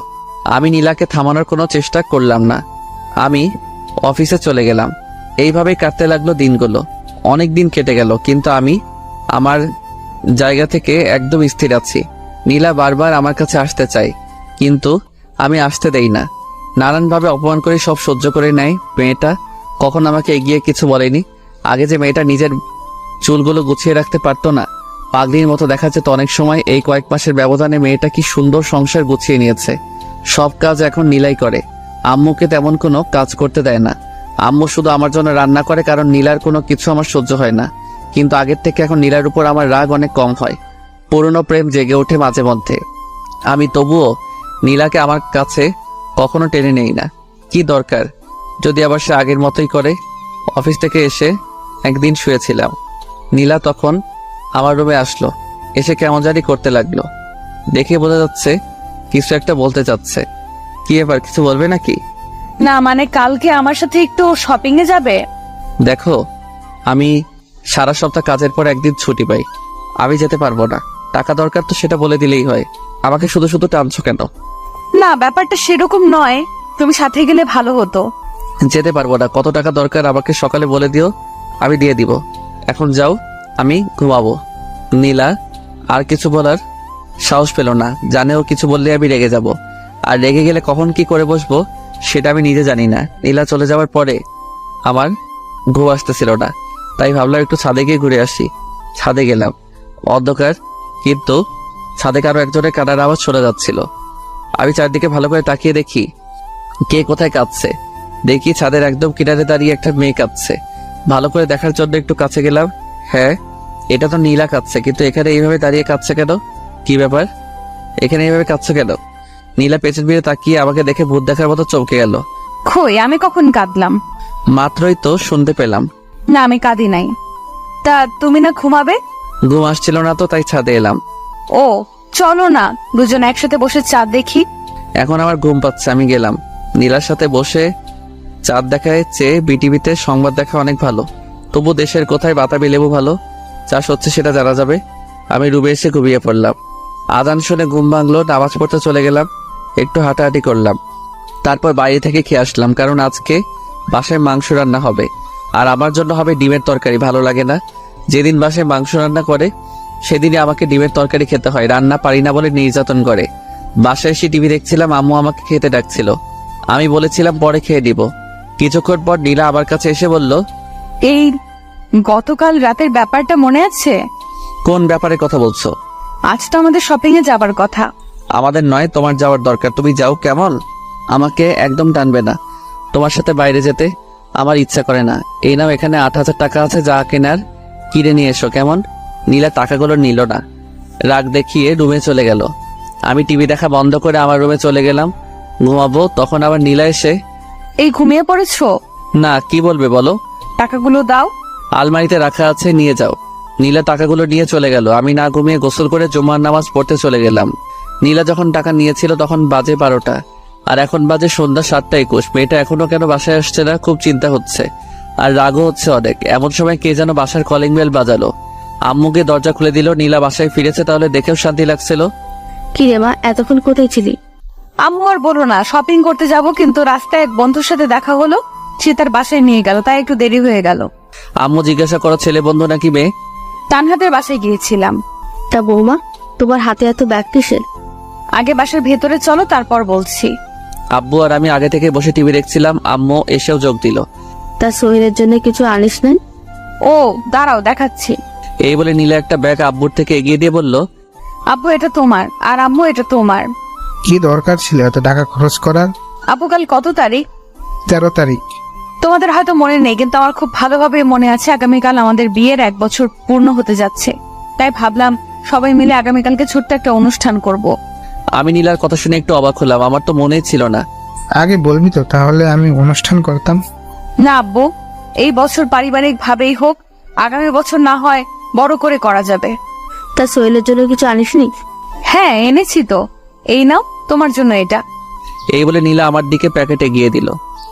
আমার সেই দিনের কথা মনে পড়ে গেল, যেদিন আমি প্রথম বেতনের টাকা দিয়ে নীলাকে শাড়ি কিনে দিতে গিয়েছিলাম, কিন্তু নীলা আমাকে ফিরিয়ে দিয়েছিল। আমি প্যাকেট হাতে নিয়ে নীলার মুখে ছুঁড়ে মারলাম। কি হলো, প্যাকেট ফেলে দিলি কেন? আম্মু, আমি সবার দেয়া জিনিস নিব, কিন্তু এর কোনো কিছু নিতে পারবো না। নীলা অবাক চোখে তাকিয়ে আছে। প্লিজ এমন করো না, আমি অনেক খুশি তোমার জন্য পাঞ্জাবিটা এনেছি। এনেছো ভালো কথা, বাইরের কাউকে দিয়ে দিও। নীলা তখন চোখ মুছতে মুছতে প্যাকেটটা উঠিয়ে নিল। আমিও আর সেখানে বসে না থেকে রুমে এসে শুয়ে পড়লাম। আমি সেখানে থাকলে আমাকে অনেক কথা শুনতে হবে। পরদিন সকালে অফিস যাওয়ার জন্য বের হচ্ছিলাম, তখন আম্মু বলল, কি রে, আজকে তুই অফিস যাচ্ছিস কেন? তো আমি কি করব, আর অফিস অনেক কাজ আছে, আমাকে যেতেই হবে। আব্বু আম্মু নীলা আমাকে অনেকবার না করেছিল, কিন্তু কে শুনে কার কথা। আমি অফিস চলে যাই। নীলা অনেকবার ফোন দিচ্ছে, SMS করছে, কিন্তু আমি কোনো কিছুর উত্তর দিচ্ছি না। রাতে বাসায় ফিরলাম, বেল চাপার আগে দরজা খুলে গেল। মনে হয় আগে থেকে অপেক্ষা করছিল। আমি দেখি বাসাটা বেলুন দিয়ে সাজানো, আর টেবিলে সুন্দর একটা কেক রাখা আছে। যা, এখন ফ্রেশ হয়ে বৌমার দেওয়া পাঞ্জাবি পরে নিচে আয়। আসছি আম্মু, না হলে আমাকে উপরে আসতে দিত না। আমি আমার রুমে গিয়ে দরজা আটকে জামা চেঞ্জ করে শুয়ে পড়লাম। কখন ঘুমিয়ে পড়েছিলাম মনে নেই, কিন্তু মাঝরাতে বুকের উপর ভারী কিছু ভর করে আছে, সেটা বুঝতে পারছি। কে যেন ফিসফিস করে কিছু বলছে, আমি চুপ করে শুনতে লাগলাম। বলছে, আমি কি সত্যি অনেক বড় অন্যায় করে ফেলেছিলাম, যার জন্য এইভাবে আমাকে দূরে সরিয়ে রাখছো? আমি কি ক্ষমার অযোগ্য? তোমার সাথে আমি এমন কেন করছি সেটা তুমি বুঝবে না, কিন্তু তোমার সাথে এত খারাপ ব্যবহার করে আমিও সুখী ছিলাম না। আমি অনেক কষ্ট পেয়েছি। কেন করেছি জানো? আমার বান্ধবীরা তাদের বয়ফ্রেন্ডদের নিয়ে অনেক প্রশংসা করত, তাদের বয়ফ্রেন্ড এটা করে সেটা করে, কিন্তু আমি তোমাকে নিয়ে কিছু বলতে পারিনি, তাই অনেক হিংসে হতো, রাগ হতো, আর সেই রাগ আমি তোমার উপর দেখাতাম। আমি জানি না তুমি কত কষ্ট পেয়েছো, কিন্তু আমি ইচ্ছে করে তোমাকে কষ্ট দিতে চাইনি, আমার রাগের জন্য এত কিছু। কিন্তু জানো, আমার এখন অনেক কষ্ট হয় তোমার ভালোবাসা হারিয়েছি আমার মিথ্যে জেদের কারণে। আমি চাই না এত কিছু, শুধু চাই তুমি আমাকে আগের মতো ভালোবাসো। আমি তোমার ভালোবাসা হারিয়ে বুঝতে পেরেছি তোমার ভালোবাসা আমার জন্য কত দরকার। এসব বলে আবার আমাকে জড়িয়ে ধরে কান্না করতে লাগলো। আমি এতক্ষণ সব কথা শুনছিলাম, কিন্তু এটা ভেবে পাচ্ছিলাম না নীলা আমার রুমে আসলো কিভাবে। নীলা কান্না করে যাচ্ছে। আমিও ভাবলাম, হ্যাঁ মেয়েটাকে অনেক কষ্ট দিয়ে ফেলেছি, এবার থামা দরকার। আমিও তো নীলাকে ভালোবাসি, তাহলে শুধু শুধু দূরত্ব বাড়িয়ে লাভ কি? আর এমনি তো পাগলিটাকে মনে একটু কষ্ট দিয়ে ফেলেছি, আর পাগলিটা আমাকে ভালোবাসে বলে সবকিছু সহ্য করে নিচ্ছে। আমি তখন শক্ত করে নীলাকে জড়িয়ে ধরলাম আর বললাম, আমারও না তখন অনেক কষ্ট হয়েছে। নীলা আমার সারা পেয়ে কিছুটা চমকে গেল আর বলল, তুমি জেগে আছো? হ্যাঁ আছি। জানো, যখন তুমি আমার সাথে ওইরকম ব্যবহারগুলো করতে আমার খুব কষ্ট হতো, খুব নিজেকে অপরাধী মনে হতো। সরি বাবু, আমি না জেনে ভুল করে ফেলেছি, আমাকে আরো শক্ত করে জড়িয়ে ধরো। সরিতে কাজ হবে না, যে ভুল করেছো তার মাসুল দিতে হবে। বলো কি মাসুল দিব? আমি সব রকম মাসুল দিতে প্রস্তুত আছি। আমাকে ছোট একটা মেয়ে দিতে হবে। একটা কেন, 2টা দিব। না, আমার একটা হলেই চলবে। এই চলো না আজকে বিবাহ বার্ষিকী পালন করি। হ্যাঁ চলো, কিন্তু তার আগে এটা বলো, তুমি আমার রুমে কিভাবে আসলে? তুমি যখন আম্মুর সাথে কথা বলছিলে তখন আমি তোমার রুমে চলে আসি আর লুকিয়ে থাকি, আর তুমি আমাকে দেখো নাই। খুব বুদ্ধি হয়েছে তাই না? হ্যাঁ হয়েছে, চলো আব্বু আম্মুকে ডেকে তুলে কেক কাটবো। এইভাবে কেক কাটবো নাকি? আমার পাঞ্জাবি কই দাও, আমি সেটা পরবো। আর তুমি নিজের জন্য কিছু আনোনি? এনেছি তো, নীল রঙের শাড়ি আর তোমার জন্য নীল রঙের পাঞ্জাবি। তাহলে তো জমবে। একেবারে মাখন। চলো তাড়াতাড়ি রেডি হয়ে কেক কাটবো, তারপর বাকি কাজ করব। বাকি কাজ মানে? আমার তো মেয়ে চাই, সেটার ব্যবস্থা করতে হবে না? নীলা কিছুটা লজ্জা পেয়ে বলল, যা দুষ্ট। আজকে আমার দুষ্টমিগুলো তোমায় দেখাবো। তারপর আমি আর নীলা রেডি হয়ে আব্বু আম্মুকে ডাক দিয়ে কেক কাটলাম। আব্বু আম্মু আর নীলাকে খাইয়ে দিলাম। আব্বু আম্মু অনেক খুশি আমাদের মধ্যে সব ঠিক হয়ে গেছে সেটা দেখে। তারপর আমি আর নীলার রুমে চলে আসলাম। নীলা আমাকে জড়িয়ে ধরে চুমু খেতে শুরু করলো। তারপর আর ক্রমণ আমার শরম করে। হাই বন্ধুরা, গল্পটা কেমন লাগলো অবশ্যই কমেন্ট করে জানাবেন। আর যারা ফেসবুক পেজ থেকে নিয়মিত ভালোবাসার গল্প পেতে আমাদের প্রেমের তাজমহল পেজটি অবশ্যই ফলো দিয়ে সাথে থাকুন। ধন্যবাদ সবাইকে।